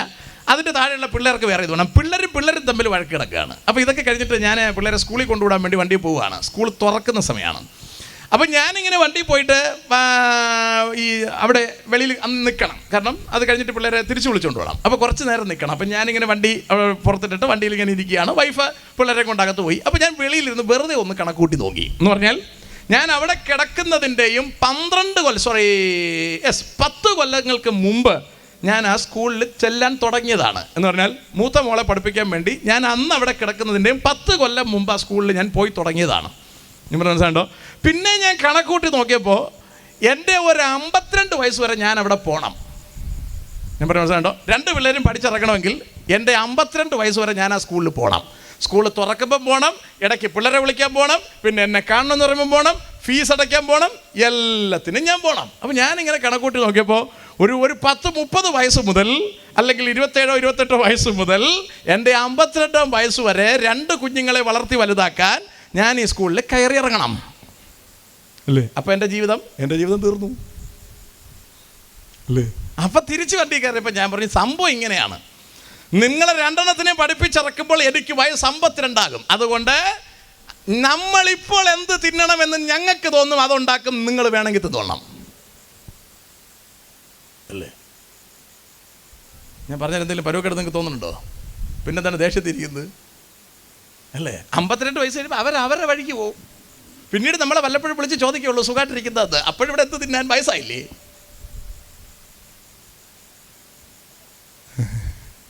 ചിലരിങ്ങനെ ആലോചിക്കുകയാണ്, നാളെ മുതൽ ഒരു കലാപം വീട്ടിൽ പ്രതീക്ഷിക്കാം അല്ലേ? അതുണ്ടാകുന്നതിൽ തെറ്റൊന്നുമില്ല. ഞാൻ പറഞ്ഞത് മാതാപിതാക്കൾ, നിങ്ങൾ എന്തെങ്കിലുമൊക്കെ വൃത്തിയുള്ളത് കഴിക്കണം, സന്തോഷമുള്ളൊരു വസ്ത്രമൊക്കെ മേടിച്ച് കൊടുക്കണം. ഇതൊക്കെ നല്ല പ്രായത്തിൽ നിങ്ങൾ കൂട്ടി നോക്കണം. കുഞ്ഞിനെ വളർത്തി വലുതാക്കി വരുമ്പോൾ നിങ്ങൾക്ക് എത്ര വയസ്സാവും നിങ്ങൾ ചുമ്മാ കൂട്ടി നോക്കണം. അതിന് ശേഷം ജീവിക്കാൻ നിങ്ങൾ വെക്കരുത്. ഇതിൻ്റെ കൂടെ ജീവിച്ചോളണം. മനസ്സിലാണ്ടോ? ഇതിൻ്റെ കൂടെ ജീവിച്ചോളണം. മുഴുവൻ കൈ കിട്ടിയതെല്ലാം ശേഖരിച്ച് പറക്കി KSFയും പിന്നെ അതും ഇതുമായിട്ട് ചിട്ടി കെട്ടാൻ പറ്റിയത് നിൽക്കരുത്. അത് ചിട്ടി കെട്ടി എല്ലാം കൂടെ വലിച്ചു പറക്കി കൊടുത്താലും ഇവരെ ചോദിക്കും നിങ്ങൾ എന്തോ തന്നെന്ന് ചോദിക്കും. ആകെ പ്രയാസത്തിലിരിക്കുകയാണ്. അതുകൊണ്ട് കുഞ്ഞുങ്ങളെ പഠിപ്പിക്കരുതെന്നല്ല പറഞ്ഞത്, പഠിപ്പിക്കണം. മടങ്ങുന്ന ഭാഗങ്ങൾ മടക്കി പഠിപ്പിച്ചാൽ മതി, ഇവിടെ മടക്കി പഠിപ്പിക്കേണ്ട. മുതിർന്നവർക്കറിയാം ഞാൻ പറഞ്ഞ എന്താണെന്ന് അല്ലേ. മടങ്ങുന്ന ഭാഗങ്ങൾ മടക്കുന്നതിന് കുഴപ്പമില്ല, ഇവിടെ മടക്കാൻ നിൽക്കണ്ട. പഴയ അപ്പച്ചന്മാർ പറയും താൻ ചത്ത് മീൻ പിടിക്കണ്ട എന്ന് പറയും. അതാണ് ഞാൻ പറഞ്ഞതിൻ്റെ അർത്ഥം. ഗ്രഹിക്കുന്നുണ്ടല്ലോ? നിങ്ങൾ ജീവിക്കണം, നിങ്ങളുടെ ഭാവിക്കുള്ളത് നിങ്ങൾ കരുതണം, നിത്യതയ്ക്കുള്ളത് നിങ്ങൾ കരുതണം. നിങ്ങൾ ആരാധനയ്ക്ക് സമയം കണ്ടെത്തണം, നിങ്ങൾ ആത്മീക കാര്യങ്ങൾക്ക് സമയം കണ്ടെത്തണം, നിങ്ങൾ കഴിക്കേണ്ടത് കഴിക്കണം, നിങ്ങൾ ആസ്വദിക്കേണ്ടത് ആസ്വദിക്കണം. ഇതെല്ലാം പിള്ളേരുടെ ഭാവിക്ക് വേണ്ടി മാറ്റിവെച്ചിട്ട് നിത്യതയടക്കം നിങ്ങൾ എന്താ പറയുക നശിപ്പിച്ചുകൊണ്ട് അവർക്ക് വേണ്ടി ശേഖരിക്കാൻ നിൽക്കരുത്. നിങ്ങൾക്കും അവർക്കും അത് ഉപയോഗപ്രദമായി വരില്ല. സ്തോത്രം. അപ്പോൾ അതുകൊണ്ട് വളരെ ഗൗരവത്തോടു കൂടി നമ്മൾ സൂക്ഷിക്കേണ്ടത് അത്യന്താപേക്ഷിതമാണ്. ഇവിടെ പറയുകയാണ്, അവൻ ചോദിക്കുകയാണ്, എനിക്ക് കിട്ടേണ്ടെന്ന് എനിക്ക് തരണം. ബുദ്ധിമാനായ അപ്പൻ കൃത്യമായി വിഭാഗിച്ച് രണ്ടുപേർക്കും കൊടുത്തു. വായിക്കേ. ഏറിയ നാൾ കഴിയും മുൻപേ. കണ്ടോ, ഏറിയ നാൾ കഴിഞ്ഞിട്ടെന്നായിരുന്നെങ്കിൽ കൊള്ളായിരുന്നു. ഇത് ഇളയ മകൻ ഏറിയ നാൾ കഴിയും മുമ്പേ എന്ന് പറഞ്ഞാൽ സ്വത്ത് കൈ കിട്ടിയ ഉടനെ. വായിക്കേ. ഇളയ മകൻ സകലവും സ്വരൂപിച്ച്. ഇളയ മകൻ സകലവും സ്വരൂപിച്ച് എന്ന് പറഞ്ഞാൽ എല്ലാം വിറ്റെടുത്ത് ദൂരദേശത്തേക്ക് യാത്രയായി. നാട് വിട്ടു, അപ്പനെ കളഞ്ഞിട്ട് നാട് വിട്ടു. കണ്ടോ? അപ്പൊ അതുവരെ അപ്പാന്ന് വിളിച്ചോണ്ട് കൂടെ നിന്നത് ഈ സാധനം എഴുതി മേടിക്കാൻ വേണ്ടിയാ. ഇതെല്ലാം എഴുതി മേടിച്ചതിന് ശേഷം ഇതെല്ലാം വിറ്റ് പിറക്കി ആള് ദൂരെ പോയി. അല്ലെങ്കിൽ അടുത്ത് കിടന്നാൽ ഇങ്ങനെ ചാവാൻ സമയത്ത് ഞാൻ കൂടെ നോക്കേണ്ടി വരും അല്ലേ. കുറെ നാളുകൾക്ക് മുമ്പ് ഒരു ആൾ എന്നെ വിളിച്ചിട്ട് എൻ്റെ അടുത്ത് പറയുകയാണ്, പാസ്റ്ററെ എൻ്റെ സഹോദരി ഒന്ന് വിളിച്ച് സംസാരിക്കണം. ഞാൻ പറയും സംസാരിക്കാം. അവർ രണ്ടുപേരും കൗൺസിലിങ്ങിന് വേണ്ടി എൻ്റെ വീട്ടിൽ വന്നിട്ടുണ്ട്, അതുകൊണ്ട് ഇവരെന്നെ വിളിച്ച് സംസാരിച്ചത്. ചേച്ചിയാണ് എന്നെ വിളിച്ച് സംസാരിക്കുന്നത്. അനുജത്തിയോടൊന്ന് വിളിച്ച് സംസാരിക്കണം. ഞാൻ പറയും സംസാരിക്കാം. ഞാൻ ചോദിച്ചു എന്താ പ്രശ്നം? അമ്മയെ വിട്ടു തരുന്നില്ല. അപ്പോൾ എനിക്ക് ഭയങ്കര പ്രയാസം തോന്നി അല്ലേ. അമ്മയെ അനുജത്തി കൊണ്ട് നിർത്തിയിരിക്കുകയാണ്, അനുജത്തി അമ്മയെ നോക്കുകയാണ്, ചേച്ചിക്ക് വിട്ടുകൊടുക്കുന്നില്ല. അപ്പോൾ സ്വാഭാവികമായിട്ട് അമ്മയെ നോക്കാനുള്ള ആവേശവും കൊതിയും കൊണ്ട് ആ ചേച്ചി കേൾക്കുന്നതാണ്. അപ്പോൾ എനിക്കും സഹതാപം. ഞാൻ പറയാം അവളെടുത്ത് അല്ലേ. പിന്നെയും കുറേ നേരം ഞാൻ സംസാരിച്ചു വന്നപ്പോൾ ഞാൻ ചോദിച്ചു എന്താണ് ഇത്ര നിർബന്ധം പിടിക്കാൻ കാര്യം എന്നുള്ളത് എനിക്ക് അറിയണമല്ലോ. അതുകൊണ്ട് ഞാൻ ഇങ്ങനെ പതുക്കെ മരുന്നിട്ട് നോക്കിയപ്പോഴാണ് ഇവള് പറയാണ് അമ്മയുടെ പെൻഷൻ മൊത്തം അവൾ എടുക്കുകയാണ്. അത് അന്യായം തന്നെയാണ് അല്ലേ. അപ്പൊ അമ്മയോടുള്ള സ്നേഹം മൂത്തിട്ടില്ല, പെൻഷൻ മുഴുവൻ അവൾ എടുക്കുന്നത് കൊണ്ട് എനിക്ക് വിട്ടുതരാൻ പറയണമെന്ന്. അപ്പൊ ഞാൻ പറഞ്ഞ അതിനേക്കാൾ 36 വിട്ടുതരുന്നതിനേക്കാളും പെൻഷൻ പകുതി വിട്ടുതരാൻ പറഞ്ഞാൽ പോരെ. അതല്ലേ ഒരു ഈസി സെറ്റിൽമെന്റ് അല്ലേ. പൈസ ഇല്ലാതിരുന്നെങ്കിൽ അമ്മച്ചിയുടെ കാര്യം ദുരിതമായിരുന്നു. പൈസ ഉള്ളതും വലിയ നേട്ടമൊന്നുമില്ല. എന്തോരം ബുദ്ധിമുട്ടെന്ന് മനസ്സിലാകുന്നുണ്ടോ നിങ്ങൾക്ക്? കാര്യങ്ങൾ ശരിക്കും നമ്മൾ അറിയണം, കാര്യങ്ങൾ ശരിക്കും നമ്മൾ ഗ്രഹിക്കണം. നമ്മുടെ കുഞ്ഞുങ്ങളെ വളർത്തുമ്പോൾ നമ്മുടെ കുഞ്ഞുങ്ങൾ നാളെ നമുക്ക് ഗുണകരമാകാൻ പാകത്തിന് ഒരു ഇടുങ്ങിയ ചിന്താഗതിയിൽ നമ്മൾ കുഞ്ഞുങ്ങളെ വളർത്തരുത്. ഒരു വല്ലാത്ത മത്സര ബുദ്ധിയോടെ നമ്മൾ കുഞ്ഞുങ്ങളെ വളർത്തരുത്. കുഞ്ഞുങ്ങളെ നമ്മൾ വളർത്തുമ്പോൾ മനുഷ്യപ്പറ്റോടുകൂടി അവരെ വളർത്തണം. കുഞ്ഞുങ്ങളെ നമ്മൾ വളർത്തുമ്പോൾ നിങ്ങളുടെ മാതാപിതാക്കളെ സ്നേഹിക്കാൻ അവരെ ശീലിപ്പിച്ച് പഠിപ്പിക്കണം. ഇല്ലെങ്കിൽ അവർ നിങ്ങളെ സ്നേഹിക്കാതെ വരും. ഞാൻ പറഞ്ഞതിൻ്റെ അർത്ഥം പിടികിട്ടുന്നു എന്നാണ് എൻ്റെ പ്രത്യാശ. നിങ്ങളുടെ മക്കളെ കൊണ്ട് നിങ്ങളുടെ മാതാപിതാക്കളെ സ്നേഹിച്ച് പഠിപ്പിക്കണം, അവരെ നോക്കി പഠിപ്പിക്കണം, അവരെ പരിപാലിപ്പിച്ച് പഠിപ്പിക്കണം. അപ്പോഴേ അവർക്ക് ആ ചിന്തയുണ്ടാകൂ. നമ്മൾ നമ്മുടെ മാതാപിതാക്കളെ പരിചരിക്കുന്നത് അവർ കാണണം, അവർ നമ്മുടെ മുമ്പിൽ വെച്ച് നമ്മുടെ മാതാപിതാക്കളെ പരിചരിക്കണം. അത്തരത്തിലൊരു പരിചരണ ശീലം അവർക്കുണ്ടായാലേ നാളെ അവർ നമ്മളെ പരിചരിക്കൂ. ഇത് നിങ്ങളുടെ അമ്മയും അപ്പനും നിങ്ങളുടെ വീട്ടിൽ വരുന്നതിനെ കുറിച്ച് ബുദ്ധിമുട്ടോടുകൂടി നിങ്ങളുടെ മക്കളുടെ മുമ്പിൽ ഇരുന്ന് സംസാരിക്കുമ്പോൾ എങ്ങനെ നിങ്ങളുടെ മക്കൾക്ക് നാളെ നിങ്ങളെ ഉൾക്കൊള്ളാൻ കഴിയും? ഇതാ ബൈബിൾ പറഞ്ഞത്, കൊടുപ്പിൻ എന്നാൽ നിങ്ങൾക്ക് കിട്ടും. ചുമ്മാ കിട്ടുമെന്നല്ല, അമർത്തി കുലുക്കി കവിയുന്നൊരളവ് തിരിച്ചടിക്കും. അത് സ്വത്രക്കാഴ്ച ബക്കറ്റിലിടുമ്പോൾ 100 ഇട്ടാൽ 1000 കിട്ടുന്നല്ല, എല്ലാ സംഭവത്തിലും 100 ഇരട്ടി മടക്കി അടിക്കും. അങ്ങനെ അടിച്ചാൽ താങ്ങാനുള്ള ആംബിയറുണ്ടോ? ഞാൻ നിത്യജീവനെ കുറിച്ചാണ് പറയുന്നത്. അതവിടേക്ക് ഞാൻ നിങ്ങളെ കൊണ്ടിറക്കിക്കോളാം. സ്വത്രം ആ പോയിന്റിലേക്ക് ഞാൻ നിങ്ങളെ കൊണ്ടുപോവുകയാണ്. ആദ്യം നമ്മുടെ വീട്ടിലെ കാര്യം ശരിയാവട്ടെ, പിന്നീട് മതി ബാക്കി. 21 ദിവസം ഉപവാസം എടുക്കുന്നതല്ല കാര്യം. മാതാപിതാക്കളെ ബഹുമാനിക്കുന്നത് വളരെ പ്രധാനമുള്ളതാണ്. നമ്മുടെ മക്കളെ കൊണ്ട് എങ്ങനെ മാതാപിതാക്കളെ ബഹുമാനിപ്പിക്കുന്നു എന്നുള്ളതും വളരെ പ്രധാനമുള്ള കാര്യമാണ്. കൊടുപ്പിൻ എന്നാൽ നിങ്ങൾക്ക് കിട്ടുമെന്ന് പറഞ്ഞാൽ നിങ്ങൾ ഇന്ന് രാത്രി ഈ ഗ്രൗണ്ടിലിരുന്ന് എഴുതി വെച്ചോളൂ എന്താ നിങ്ങൾക്ക് കിട്ടാൻ പോകുന്നതെന്ന്. നിങ്ങൾ വിതച്ചതനുസരിച്ച് എന്ത് നിങ്ങൾക്ക് തിരിച്ചു കിട്ടുമെന്ന് നിങ്ങൾ നോക്കിക്കോളൂ. അതേ തിരിച്ചു കിട്ടൂ. അതിൽ കൂടിയതൊന്നും നിങ്ങൾ പ്രതീക്ഷിക്കേണ്ട. അത് കൃത്യമായി നിങ്ങൾക്ക് തികഞ്ഞ അളവിൽ തിരിച്ചു കിട്ടുകയും ചെയ്യും. മനസ്സിലായി കാണും. നിങ്ങളുടെ ഇരിപ്പ് കണ്ടാൽ അറിയാം. ഏതായാലും താഴോട്ട് വായിക്കാം. ഇയാൾ വിറ്റെടുത്ത് ദൂരെ പോയി. കേട്ടോ, ദൂരെ പോയി. ചിലർക്ക് അങ്ങനെ കല്യാണം കഴിഞ്ഞാൽ അപ്പം തന്നെ ആൾ മുങ്ങുകയാണ്. വരുന്ന സാധനവും പറഞ്ഞു കൊടുക്കും, നമുക്ക് വേറൊരു വീടെടുത്ത് പോകാം, കാരണം അല്ലെങ്കിൽ ഇതിനെയൊക്കെ നോക്കി ഊപ്പാട് വരും. അവർ രണ്ടെണ്ണം കൂടെ വളർത്തി വലുതാക്കിയാണ് ഈ ചെറുക്കൻ ഇങ്ങോട്ട് കെട്ടിച്ചു കൊടുത്തത്. അമ്മ എത്രയോ ഉപവാസം ഇരുന്നിട്ടാണ് ഈ ചെറുക്കൻ പെണ്ണ് കെട്ടാന്ന് തീരുമാനിച്ചത്, അല്ലേ? കെട്ടി അത് രാത്രി അവളൊന്ന് ഉപദേശിക്കുകയാണ്, നമുക്ക് വേറെ അടുക്കള വയ്ക്കാം. അങ്ങനെ എടുത്ത് ചാടുന്ന ചെറുക്കന്മാരുണ്ട്. അവൾ പറഞ്ഞല്ലേ, എന്നാൽ പിന്നെ ആയിക്കോട്ടെ. ചിലവും വലിച്ച് അങ്ങോട്ട് കൊണ്ടുപോകും. അവിടെ ആകുമ്പോൾ കോഴി ഇറച്ചി അല്ലേ, അങ്ങനെ അവർ കുറേ ദിവസം കൊടുക്കും. പിന്നീട് കിട്ടാൻ പോകുന്നത് നിങ്ങൾക്കറിയാം. ആരും ഇന്ന് വന്ന് കയറിയെന്ന് തോന്നുന്നു പരുവക്കെടിന്. ആരാണ് ആ കഥ ഭാഗ്യവാൻ, അല്ലേ? എൻ്റെ മുടിയൻ വഴി നിൽക്കുകയാണ്. ഈ പുത്രൻ കഷ്ടകാലത്തിന് മഴയത്ത് വന്ന് കയറിയതാണ്. സ്വതന്ത്രം അയക്കുമോനെ. അവിടെ ദുർനടപ്പുകാരനായി ജീവിച്ചു. അപ്പൊ അപ്പന്റെ അടുത്തുനിന്ന് ദൂരെ പോയവന് സ്വാഭാവികമായും സംഭവിക്കുന്നത് ദുർനടപ്പാണ്. അപ്പന്റെ അടുത്തുനിന്ന് നമ്മൾ ദൂരെ പോയാൽ നമുക്ക് ദുർനടപ്പ് സംഭവിക്കും. മാതാപിതാക്കൾ നമ്മെ കരുതുന്നത് പോലെ സൂക്ഷിക്കുന്നത് പോലെ നമ്മളെ സൂക്ഷിക്കാൻ മറ്റാർക്കും ആവില്ല. ഇവിടെ കണ്ടോ, അപ്പനെ വിട്ട് ദൂരേക്ക് പോയവൻ, അവനെ നോക്കാൻ ആരുമില്ല, അവനെ നിയന്ത്രിക്കാൻ ആരുമില്ല. അവൻ ദുർനടപ്പുകാരനായി ജീവിച്ചു. ആ വാക്കുണ്ട്, പദപ്രയോഗം കണ്ടോ, ദുർനടപ്പുകാരനായി ജീവിച്ചു. കരിവാൻ വായിക്കേ. വസ്തു നാനാവിധമാക്കി കളഞ്ഞു. വസ്തു വിറ്റ് തിന്നു. നാനാവിധമാക്കി എന്ന് പറഞ്ഞാൽ മൊത്തം. പിന്നെ കാശ് ഒരുപാട് വേണമല്ലോ, അടിച്ചു പൊളിക്കണ്ടേ. മൊത്തം നാനാവിധമാക്കി. വായിക്കേ. എല്ലാം ചെലവഴിച്ച ശേഷം, എല്ലാം തീർന്ന ശേഷം ആ ദേശത്ത് കഠിന ക്ഷാമം ഉണ്ടായിട്ട്, ചെന്നുപെട്ട ദേശത്ത് ക്ഷാമം ഉണ്ടായി. കേട്ടോ, അപ്പൊ എവിടെന്നാ പോയെ? അപ്പനെ വിട്ടു, എല്ലാ സാധനവും വിറ്റ് തീർത്തു, എല്ലാം ചെലവാക്കി, ദുർനടപ്പുകാരനായി. അടുത്തവന് വന്നതാണ് ക്ഷാമം. ഒരിക്കലും അവൻ പ്രതീക്ഷിച്ചില്ല അമ്മാതിരി ഒരു ക്ഷാമം ഉണ്ടാകുമെന്ന്. അവൻ ഉണ്ടായിരിക്കേണ്ടുന്ന, ജീവിതത്തിൽ ഉണ്ടായിരിക്കേണ്ടുന്ന ക്യാപിറ്റൽ ഇൻകം, മൂലധനം മുഴുവൻ അവൻ തീർത്തു. സ്തോത്രം. ഇപ്പോൾ ദേശത്ത് ക്ഷാമമുണ്ടായി. ഇനി കേട്ടോളൂ, വായിക്കേ. അവന് മുട്ട് വന്നു തുടങ്ങി. മുട്ട് വന്നു തുടങ്ങി. ഏത് മുട്ട്? ആവശ്യം വന്നു തുടങ്ങി എന്നാണ് ഈ ഉദ്ദേശിക്കുന്നത്. അല്ല, നമ്മളെ കാലിലെ മുട്ടല്ല, ആവശ്യം വന്നു തുടങ്ങി. വായിക്കേ. അവൻ ആ ദേശത്തിലെ പൗരന്മാരിൽ ഒരുത്തനെ ചെന്ന് ആശ്രയിച്ചു. ആ ദേശത്തിലെ എംഎൽഎ പോയി കണ്ടു, അല്ലെങ്കിൽ പഞ്ചായത്ത് മെമ്പറെ പോയി കണ്ടു, അല്ലെങ്കിൽ തൊഴിലുറപ്പിന്റെ നേതാവിനെ പോയി കണ്ടു. ആൻറ്റി വന്നിട്ടുണ്ടോ? ഇന്ന് വന്നില്ല, ഇന്ന് ഇലക്ഷൻ്റെ തിരക്കായിരിക്കും, അല്ലേ? തൊഴിലുറപ്പിന്റെ നേതാവിനെ പോയി കണ്ടു. ആ ദേശത്തിലെ പൗരൻ, വളരെ ശ്രദ്ധിച്ചോണേ, നല്ല സുന്ദരമായിട്ട് ജീവിച്ചിരുന്ന വീട്ടിൽ നിന്ന് അപ്പൻ്റെ അടുത്ത് ചെന്ന് വഴക്കും കൂടി വസ്തുവും മേടിച്ച് വിറ്റ് താഴെ ഇറങ്ങി വ്യഭിചാരവും ചെയ്ത് നേരെ പോകുന്ന പോക്കിന് കൈ കണ്ട് എല്ലാവർക്കും പൈസ കൊടുത്തു. പൈസ മൊത്തം തീർന്നു, ഒരുത്തനും ഇല്ല. ഇനി വല്ലതും കഴിക്കണമല്ലോ, അതിനുവേണ്ടി നേരെ പോയത് ദേശത്തെ പ്രമുഖന്റെ അടുത്ത് പോയി. അല്ലേ, ജോലി കിട്ടാൻ സാധ്യത ഉള്ളിടത്ത് നോക്കി പോവുകയാണ്. പ്രമുഖൻ എന്നാ ചെയ്ത് നോക്കാം, വായിക്കേ. അവൻ അവനെ തന്റെ വയലിൽ പന്നികളെ മേയ്പ്പാൻ അയച്ചു. വേറെ ഒന്നും കൊടുക്കാനില്ല, നല്ല വീട്ടിലെ ചെറുക്കനാണ്. അവൻ ആകെ പന്നിയെ കണ്ടിട്ടുള്ളത്, അവൻ്റെ മേശയിൽ ഫ്രൈ ആയിട്ടിരിക്കുന്ന പന്നി അവൻ കണ്ടിട്ടുള്ളൂ. ഇതിനെ ജീവനോട് അവൻ്റെ ആയുസ്സിൽ അവൻ കണ്ടിട്ടില്ല, അല്ലേ? ചെന്ന് ജോലി ചോദിച്ചപ്പോൾ അവന് ജോലി കൊടുത്തത് പന്നിയെ നോക്കാനുള്ള ജോലി കൊടുത്തു, അല്ലേ? ഇവൻ അതല്ലാതെ വേറെ എന്താണ് കൊടുക്കാൻ? നിങ്ങൾ കണ്ടോ, നല്ല വീട്ടിൽ പറഞ്ഞവൻ, നല്ലടത്തിരിക്കേണ്ടവൻ ഇറങ്ങിപ്പോയ പോക്കിന് പന്നിക്കൂട് വരെ എത്തി.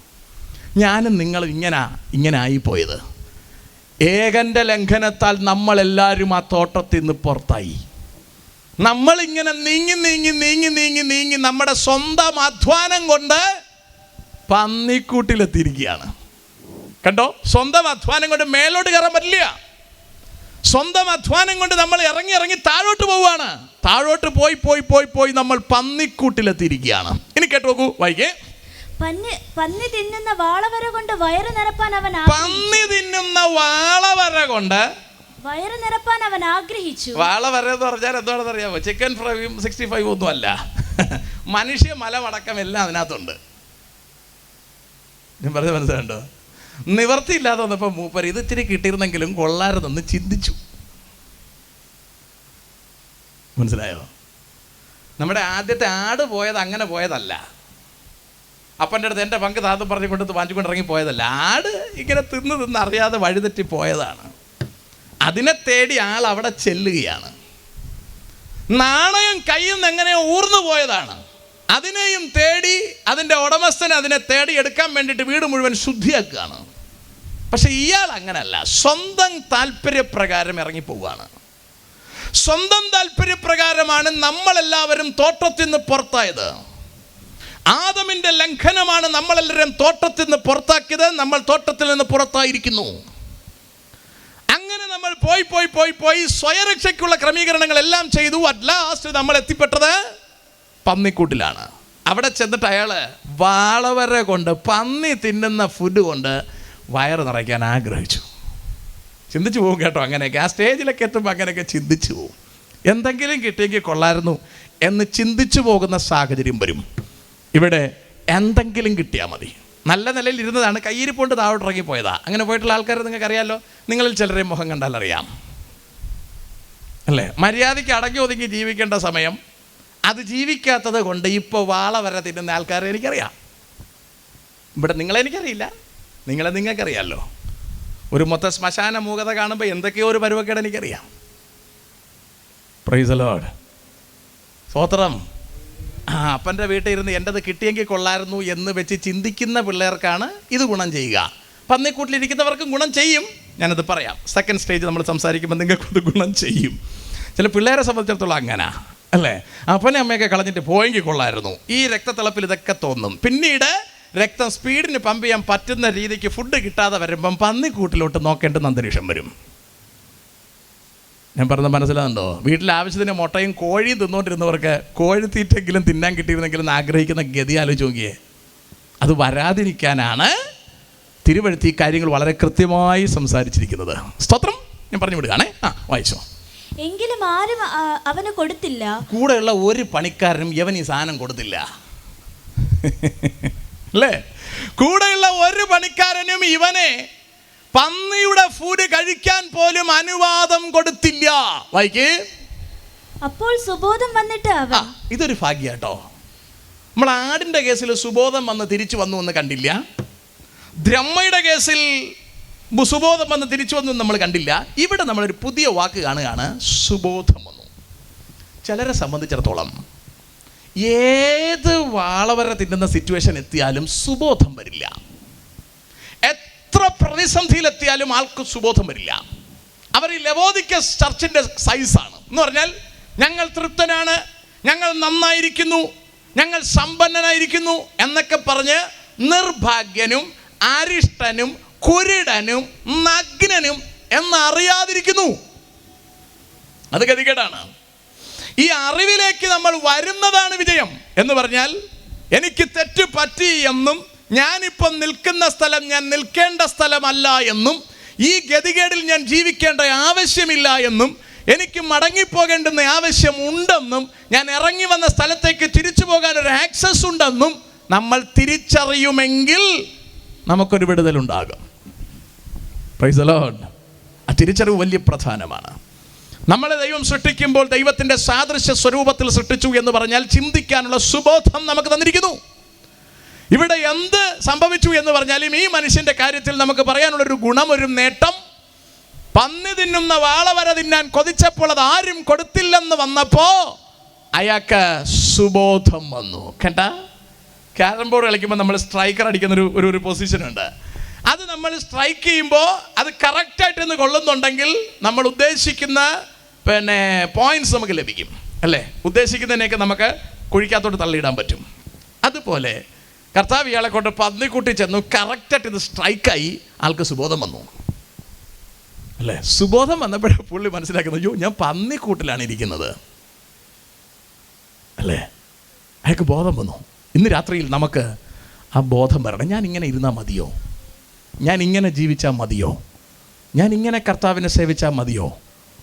ഇതാണോ എന്നെക്കുറിച്ച് കർത്താവ് ആഗ്രഹിക്കുന്നത്?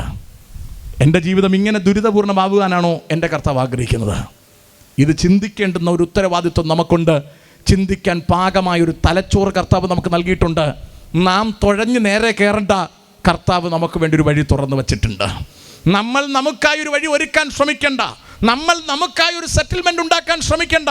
നമുക്ക് വേണ്ടി സകലതും ഒരുക്കാൻ വേണ്ടി ഒരുവൻ സ്വർഗത്തിൽ കയറിപ്പോയിട്ടുണ്ട്.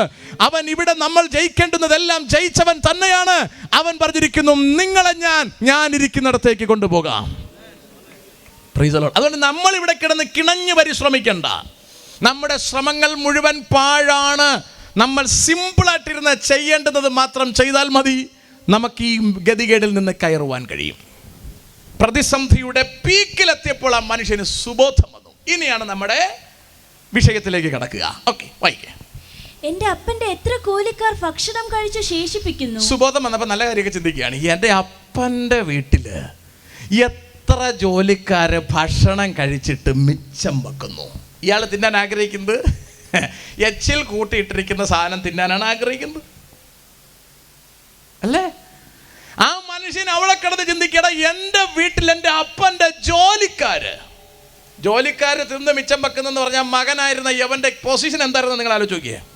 സ്വത്രം എത്ര മാന്യമായി ജീവിച്ചിരുന്ന മനുഷ്യനാണെന്ന് ആലോചിക്കുക. ഇപ്പൊ യവൻ ചിന്തിക്കുക, എൻ്റെ അപ്പൻ്റെ ജോലിക്കാർ ആഹാരം കഴിച്ച് മിച്ചം വെക്കുന്നു. വായിക്കേ. ഞാനോ വിശപ്പ് കൊണ്ട് നശിച്ചു പോകുന്നു. ഞാനോ വിശപ്പ് കൊണ്ട് നശിക്കുകയാണ്. എത്ര മനോഹരമായ സുബോധമാണെന്ന് ആലോചിക്കുക. ഞാനോ നശിക്കുകയാണ്. ഇതുപോലൊരുത്തൻ സുബോധം വരുന്നുണ്ട്. എപ്പോഴാണെന്നറിയാവോ? സമയം തെറ്റിപ്പോയി. ഇതിപ്പം നല്ല സമയമാണോ? മറ്റത് ധനവാൻ എന്ന് പറഞ്ഞ് പേര് വല്ലതും ഉദ്ധരിക്കാത്തൊരു മനുഷ്യൻ, മൂപ്പർ ഇവിടെ സുഖലോലുപനായി ജീവിച്ച് അവസാനം ആളത് തട്ടി നരകത്തിൽ പോയി. അയാൾ പാതാളത്തിൽ കിടന്ന് വിളിക്കുകയാണ്. അപ്പോൾ പുള്ളിക്ക് സുബോധം വന്നു. അപ്പോൾ വിളിച്ച് പറയുകയാണ്, ആദ്യ റൗണ്ടിൽ സുബോധമില്ല. അപ്പോൾ പുള്ളി വിളിച്ച് പറയുകയാണ്, ലാസറിൻ്റെ ചെറുവിരലിൻ്റെ അറ്റം വെള്ളത്തിൽ മുക്കിയ നാക്കിലൊന്ന് നനയ്ക്കണം. അപ്പോൾ കർത്താവ് പറഞ്ഞു, പണി നടക്കുകയല്ല. അപ്പോഴും പുള്ളിക്ക് അടുത്ത സുബോധം വന്നു. അടുത്ത സുബോധം വന്നിട്ട് പറയുകയാണ്, എൻ്റെ സ്നേഹിതന്മാരല്ല, എൻ്റെ സഹോദരന്മാർ കൊക്കോതമംഗലത്തും ചുറ്റുപാടുമുള്ളവർ പറഞ്ഞാൽ കേൾക്കാതെ കറങ്ങി നടക്കുകയാണ്. അവന്മാരുടെ അടുത്ത് ആരെങ്കിലും ഒന്ന് പറഞ്ഞു വിട്ട് കാര്യം പറഞ്ഞു കൊടുക്കണം. ഇവിടെ ചൂട് ഇച്ചിരി കൂടുതലാണെന്നും വന്നു കഴിഞ്ഞാൽ സംഭവം പരുവക്കേടാണെന്നും ഒന്ന് പറഞ്ഞു കൊടുക്കണം. അപ്പോഴത്തേക്ക് അവിടെ പറയുകയാണ്, അവിടെ ടീമുകൾ പ്രസംഗിക്കുന്നുണ്ട്.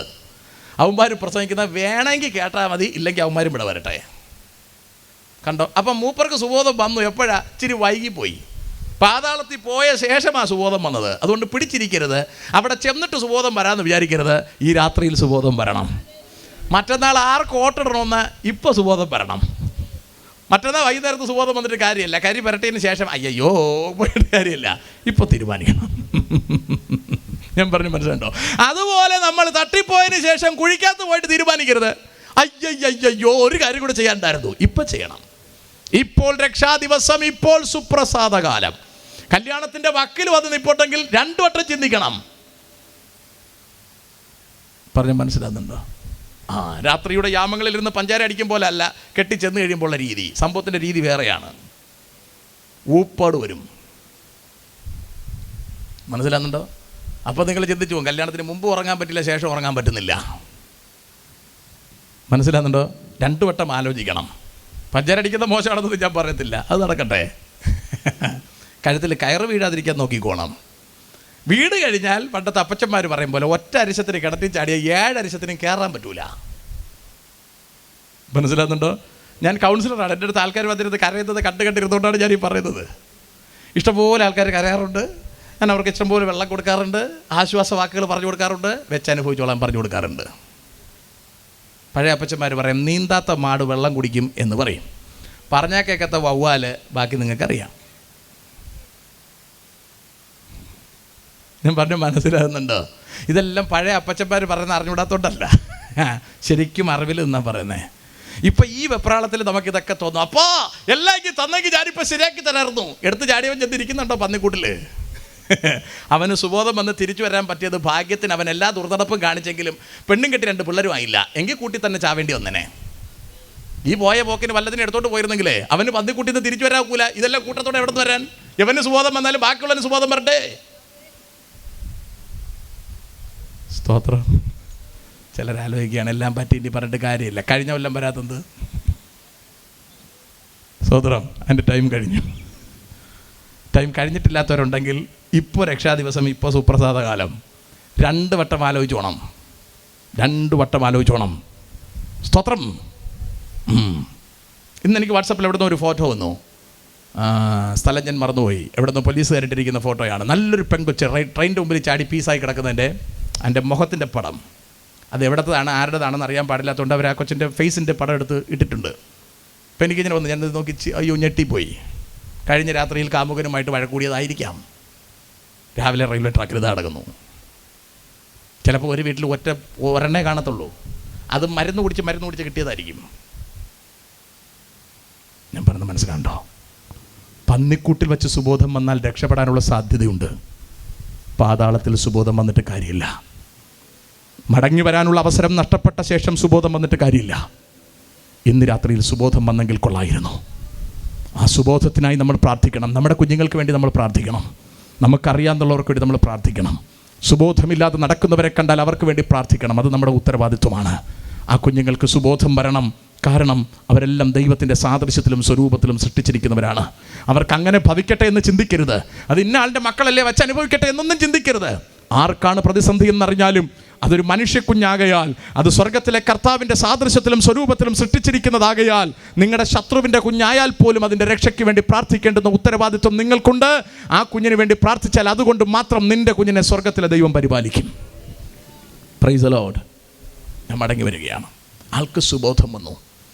സുബോധം വന്നിട്ട് ആൾ ചിന്തിക്കുകയാണ്, എൻ്റെ അപ്പൻ്റെ വീട്ടിൽ ഒരുപാട് ജോലിക്കാരിരുന്ന് ഫുഡ് കഴിക്കുന്നുണ്ട്, മിച്ചം വെക്കുന്നുണ്ട്. വൈകി ഞാൻ എഴുന്നേറ്റ് അപ്പന്റെ അടുക്കൽ ചെന്ന് അവനോട്, അയാൾ ചിന്തിക്കുക കേട്ടോ, പന്നിക്കൂട്ടിലിരുന്നുകൊണ്ട് ചിന്തിക്കുക. ഞാൻ എഴുന്നേറ്റ് എൻ്റെ അപ്പൻ്റെ അടുക്കൽ ചെന്ന് അവനോട്, അപ്പാ ഞാൻ സ്വർഗത്തോടും നിന്നോടും പാപം ചെയ്തിരിക്കുന്നു. കണ്ടോ, സുബോധം വന്നപ്പോൾ വന്ന ആ ഒരു കൺഫെഷൻ കണ്ടോ.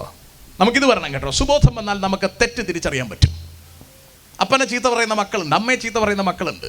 സുബോധം ഇല്ലാത്തതുകൊണ്ടാണ്. സുബോധം വന്നു കഴിഞ്ഞാൽ അവരത് ഏറ്റു പറയും. അതവിടെ പറയുന്നത്, ഞാൻ എൻ്റെ അപ്പൻ്റെ അടുത്ത് തിരിച്ചു പോകും. അത് കൊച്ചു കാര്യമല്ല. അപ്പൻ്റെ സമ്പത്ത് മുഴുവൻ നശിപ്പിച്ചിരിക്കുന്ന ഒരു ചെറുക്കനാണ്. തിരിച്ചു പോകുമെന്ന് പറയാൻ അയാൾ എടുക്കുന്ന തീരുമാനം ചെറിയ തീരുമാനമല്ല, വലിയ തീരുമാനമാണ്. അയാൾ ആ തീരുമാനം എടുക്കുകയാണ്. ഞാൻ എൻ്റെ അപ്പൻ്റെ അടുത്ത് തിരിച്ചു പോകും. ചെന്നിട്ട് ഞാൻ പറയും, അപ്പ ഞാൻ നിന്നോടും സ്വർഗത്തോടും പാപം ചെയ്തിരിക്കുന്നു. നിന്റെ മകനെന്ന് വിളിപ്പാൻ ഞാൻ യോഗ്യനല്ല. ജോലിക്കാരുടെ കൂട്ടത്തിൽ എന്നെ കൂട്ടണം. എന്താ, പഴയ ഐഡൻറ്റിറ്റി കാർഡൊന്നും അയാളുടെ കയ്യിലില്ല. പഴയ ആധാർ കാർഡില്ല, റേഷൻ കാർഡില്ല, ഒന്നുമില്ല. അതെല്ലാം ഉണ്ടെങ്കിലും അയാൾ കാണിക്കാൻ തയ്യാറല്ല. അയാൾ ഹൃദയത്തിൽ തീരുമാനം എടുക്കണം, അപ്പാ മകനായിട്ട് എന്നെ എടുക്കണ്ട, കാരണം ഞാൻ ഇത്രയും പാപം ചെയ്തിരിക്കുന്നു, എനിക്ക് ഇത്രയും കുറവ്. നമ്മളിറങ്ങി ചെന്ന് നിന്നിട്ട് പറഞ്ഞേ, അത് അന്ന് അപ്പൻ അങ്ങനെ ചെയ്തുകൊണ്ടാണ് ഞാൻ ഇങ്ങനെ ചെയ്തത്, ന്യായം പറയാൻ നിന്നേനെ അല്ലേ. പക്ഷേ ഒറിജിനൽ മുടിയാൻ പുത്രൻ എനിക്ക് ഇഷ്ടപ്പെട്ടു. അയാൾ വേറെ ഒരു കാര്യം തീരുമാനിക്കുന്നില്ല. അപ്പാ എന്നെ മകനായിട്ട് സ്വീകരിക്കാൻ തക്ക ഇതെനിക്കില്ല, ഞാൻ വഴി പിഴച്ചവനാണ്, ഞാൻ നശിച്ചവനാണ്, ഞാൻ അപ്പൻ്റെ അടുത്തുനിന്ന് ഓടിപ്പോയവനാണ്. ഒരു കാര്യം ചെയ്യണം, എന്നെ ജോലിക്ക് നിർത്തണം. നിങ്ങൾ കണ്ടോ, ആദ്യത്തെ ആട് വിട്ടുപോയി, അതിനെ എടുക്കാൻ ആൾ പോകേണ്ടതായി വന്നു. രണ്ടാമത്തെ ആ ദ്രഹ്മ അതിനെ എടുക്കാൻ പുറകെ പോകേണ്ടി വന്നു. വീട് മുഴുവൻ ശുദ്ധീകരിക്കേണ്ടി വന്നു. മനുഷ്യനെ തേടി അപ്പൻ പോകുന്നില്ല, സിറ്റ് ഔട്ടിൽ കാത്തിരിക്കുകയാണ്. കാരണം അവൻ്റെ പുറകെ പോയാൽ അവൻ അപ്പനെ ആട്ടി ഓടിക്കും, അവൻ അപ്പനെ തെരുവിലിട്ട് പരിഹസിക്കും, അവൻ അപ്പനെ സമൂഹത്തിൻ്റെ മുൻപിൽ മാനം കെടുത്തും. അതുകൊണ്ട് അപ്പന് ഒരുപാട് വേദനയുണ്ട്. അവൻ ഗേറ്റിൻ്റെ പുറത്ത് പോയതിൽ, അപ്പനെ തള്ളിയവൻ പുറത്തേക്ക് പോയതിൽ അപ്പൻ ഒരുപാട് വേദനയുണ്ട്. പക്ഷേ അപ്പൻ ഇറങ്ങിപ്പോകാനുള്ള ധൈര്യമില്ല. അപ്പൻ വീടിൻ്റെ വാതിൽക്കൽ മകനെയും കാത്തിരിക്കുകയാണ്. മാന്യ സുഹൃത്തുക്കളെ, നമ്മുടെ പിതാവ്, നമ്മുടെ ദൈവം ദീർഘനാളുകൾ എന്നെയും നിങ്ങളെയും തേടി തോട്ടത്തിനകത്ത് കാത്തിരുന്നു. അത് നടക്കാതെ വന്നപ്പോൾ, നമുക്കകത്തോട്ട് കയറാനുള്ള അവസരം ഉണ്ടാകാതെ വന്നപ്പോഴാണ് നമ്മളെ രക്ഷിക്കുവാൻ തൻ്റെ ഏകജാതനെ തോട്ടത്തിന് പുറത്തേക്ക് അയക്കുവാൻ സ്വർഗത്തിലെ ദൈവത്തിന് പ്രസാദം തോന്നിയത്. ഇന്ന് നമുക്ക് തിരിച്ചകത്തേക്ക് കടക്കുവാൻ ഒരു ജീവനുള്ള പുതുവഴി തുറന്നു തന്നിരിക്കുന്നു. ഏത് നിമിഷത്തിലും ആർക്ക് വേണമെങ്കിലും അകത്തേക്ക് കയറുവാനുള്ള സ്വാതന്ത്ര്യം ലഭിച്ചിരിക്കുന്നു. നമുക്ക് ആവശ്യം സുബോധം മാത്രമാണ്. ഇനി കേട്ടോളൂ, വായിക്കേ. ഇനി നിന്റെ മകൻ എന്ന പേരിന് ഞാൻ യോഗ്യനല്ല, നിന്റെ കൂലിക്കാരിൽ ഒരുത്തനെ പോലെ എന്നെ ആക്കണമേ എന്ന് പറയുമെന്ന് പറഞ്ഞു. അങ്ങനെ അവൻ എഴുന്നേറ്റ് അപ്പന്റെ അടുക്കൽ പോയി. ഇനി കേട്ടോണം. നമ്പർ 1, അവന് സുബോധം വന്നു. റിട്ടേൺ ശ്രദ്ധിച്ചോണേ, അവൻ്റെ മടക്കയാത്ര ശ്രദ്ധിച്ചോണേ. നമ്പർ 1, സുബോധം. ഇന്ന് രാത്രിയിൽ എനിക്കും നിങ്ങൾക്കും ഉണ്ടാകേണ്ടത് സുബോധമാണ്. സുബോധം ഉണ്ടാകണമെങ്കിൽ നമ്മളൊന്ന് ചിന്തിക്കണം. ഞാൻ ഈ ഇരിപ്പിരിക്കേണ്ടവനാണോ, അതോ ഇനി എൻ്റെ ആത്മീക വളർച്ച സംഭവിക്കേണ്ടതുണ്ടോ? അപ്പനിൽ നിന്നും ഇത്രയും ദൂരെ ഞാൻ ജീവിക്കേണ്ടതുണ്ടോ, അതോ അപ്പൻ്റെ അടുക്കലേക്ക് ഞാൻ ചെല്ലണമോ? സ്നാനമെടുക്കാതെ എത്ര നാൾ ഞാനിങ്ങനെ ജീവിക്കും? നാളെ മരിച്ചു പോയാൽ എൻ്റെ ഗതി എന്താകും? എന്താണ് സ്നാനമെടുക്കാൻ എനിക്ക് തടസ്സം? പരിശുദ്ധാത്മാഭിഷേകം പ്രാപിക്കാൻ എന്താണ് എനിക്ക് തടസ്സം? എന്താണ് എന്നെ മുറുകെ പറ്റുന്ന പാപങ്ങളെ എനിക്ക് വലിച്ചെറിയാൻ കഴിയാതിരിക്കുന്നത്? ഈ പാപങ്ങളിൽ ഞാൻ ഇങ്ങനെ തുടർന്നാൽ എൻ്റെ ത്വക്കിൻ്റെ മേൽ അല്പം സുഖം എനിക്ക് അനുഭവിക്കുവാൻ കഴിയുമെന്നറി അല്ലാതെ എനിക്ക് എന്ത് മെച്ചമാണ് ഉണ്ടാകാൻ പോകുന്നത്? ഞാൻ ഇങ്ങനെ മുൻപിലേക്ക് പോയാൽ എത്രയും പെട്ടെന്ന് എനിക്ക് സംഭവിക്കുവാൻ സാധ്യതയുള്ള അപകടത്തെക്കുറിച്ചൊരു മണത്തറിയൽ, അപകടത്തെക്കുറിച്ച് വിവേചിച്ചറിയൽ, അതാണ് സുബോധം. ആ സുബോധം ഇന്ന് രാത്രിയിൽ ഗ്രൗണ്ടിലിരിക്കുന്ന നമുക്കോ എന്നെ കേട്ടുകൊണ്ടിരിക്കുന്ന ദൈവമക്കൾക്കോ ഇന്ന് രാത്രിയിൽ ഒന്ന് പുനർചിന്തനത്തിന് തയ്യാറായാൽ നമുക്കൊരു മടങ്ങിപ്പോക്കിനുള്ള വഴി തുറന്നു വരികയാണ്. അപ്പനെ വിട്ട് അങ്ങോട്ട് പോകെ പോകെ പുറകിലുള്ള വാതിലുകളെല്ലാം അടഞ്ഞു വന്നു എങ്കിൽ പന്നിക്കൂട്ടിലിരുന്ന സുബോധം വന്നു കഴിഞ്ഞപ്പോൾ അവൻ തീരുമാനിക്കുകയാണ്, ഞാൻ എഴുന്നേറ്റ് തിരിച്ചു പോകും. അടുത്ത പദം നിങ്ങൾ ശ്രദ്ധിക്കൂ. അവിടെ ഇങ്ങനെയാ പറയുന്നത്, അവൻ എഴുന്നേറ്റു. അപ്പം നമ്പർ 1 സുബോധം വന്നു, നമ്പർ 2 അവൻ എഴുന്നേറ്റു. നമ്മൾക്ക് പലർക്കും ഇരിക്കുന്നിടത്തിരുന്ന് സുബോധമൊക്കെ വരും, പക്ഷേ എഴുന്നേക്കുകയല്ല, അല്ലേ? അടുത്ത ആവശ്യം പറയുമ്പോൾ നമ്മൾ കേൾക്കുകയല്ല. നമുക്കറിയാം 38 കൊല്ലമായിട്ട് കുളക്കരവിൽ കിടന്ന ഒരാളെ നമുക്കറിയാം. അയാൾ അവിടെ കിടക്കുന്നത് കുളത്തിൻ്റെ ഇളക്കം കാത്തുകൊണ്ട് കിടക്കുന്നെന്നാണ് പറയുന്നത്. ചുമ്മാ പറയുന്ന കുളത്തിൻ്റെ ഇളക്കം കാത്തുകൊണ്ടൊന്നും അയാൾ കിടക്കുന്നൊന്നുമല്ല. അയാൾ കിടന്നത് ഓസിന് വല്ലതും തിന്നാൻ വേണ്ടി അവിടെ കിടന്നതാ. കാരണം അകത്ത് ദൈവാലയത്തിലുള്ള ഫുഡ് വെളിയിൽ ഇഷ്ടംപോലെ കിട്ടും. അപ്പോൾ അകത്ത് കയറണമെങ്കിൽ കുറച്ച് ഡിസിപ്ലിൻസ് ഒക്കെ വേണം. പക്ഷെ പുറത്ത് കിടക്കുന്ന ഭിക്ഷക്കാരുടെ കൂട്ടത്തിൽ കിടക്കുന്നതിന് ഡിസിപ്ലിൻസ് ഒന്നും വേണ്ട. അപ്പോൾ മൂപ്പര് ആലോചിച്ചപ്പോൾ ഇവിടെ കിടക്കുന്ന കൊള്ളാം. അങ്ങനെ മൂപ്പര് പുറത്ത് കിടക്കാൻ തയ്യാറായി. മൂപ്പര് പുറത്ത് കിടക്കുകയാണ്. 38 കൊല്ലമായിട്ടും കുളമിളക്കുമ്പം വെള്ളത്തിൽ വീഴാതെ സൂക്ഷിച്ച് കിടക്കുകയാണ് അയാൾ. ഇങ്ങനെയുള്ള ചില ആൾക്കാർ നമ്മുടെ ഇടയിലുണ്ട്. എവിടെ കൺവെൻഷൻ ഉണ്ടെങ്കിലും പോവും, പക്ഷെ ലാസ്റ്റിൽ കുളം ഇളകുമ്പോൾ ഇയാൾ കസരെ പിടിച്ചിരിക്കും. എന്ന് പറഞ്ഞാൽ കൊന്നു കളഞ്ഞാൽ സ്നാനപ്പെടാനോ രക്ഷിക്കപ്പെടാനോ ഗുണം പിടിക്കാനോ വിട്ടുകൊടുക്കുകയല്ല.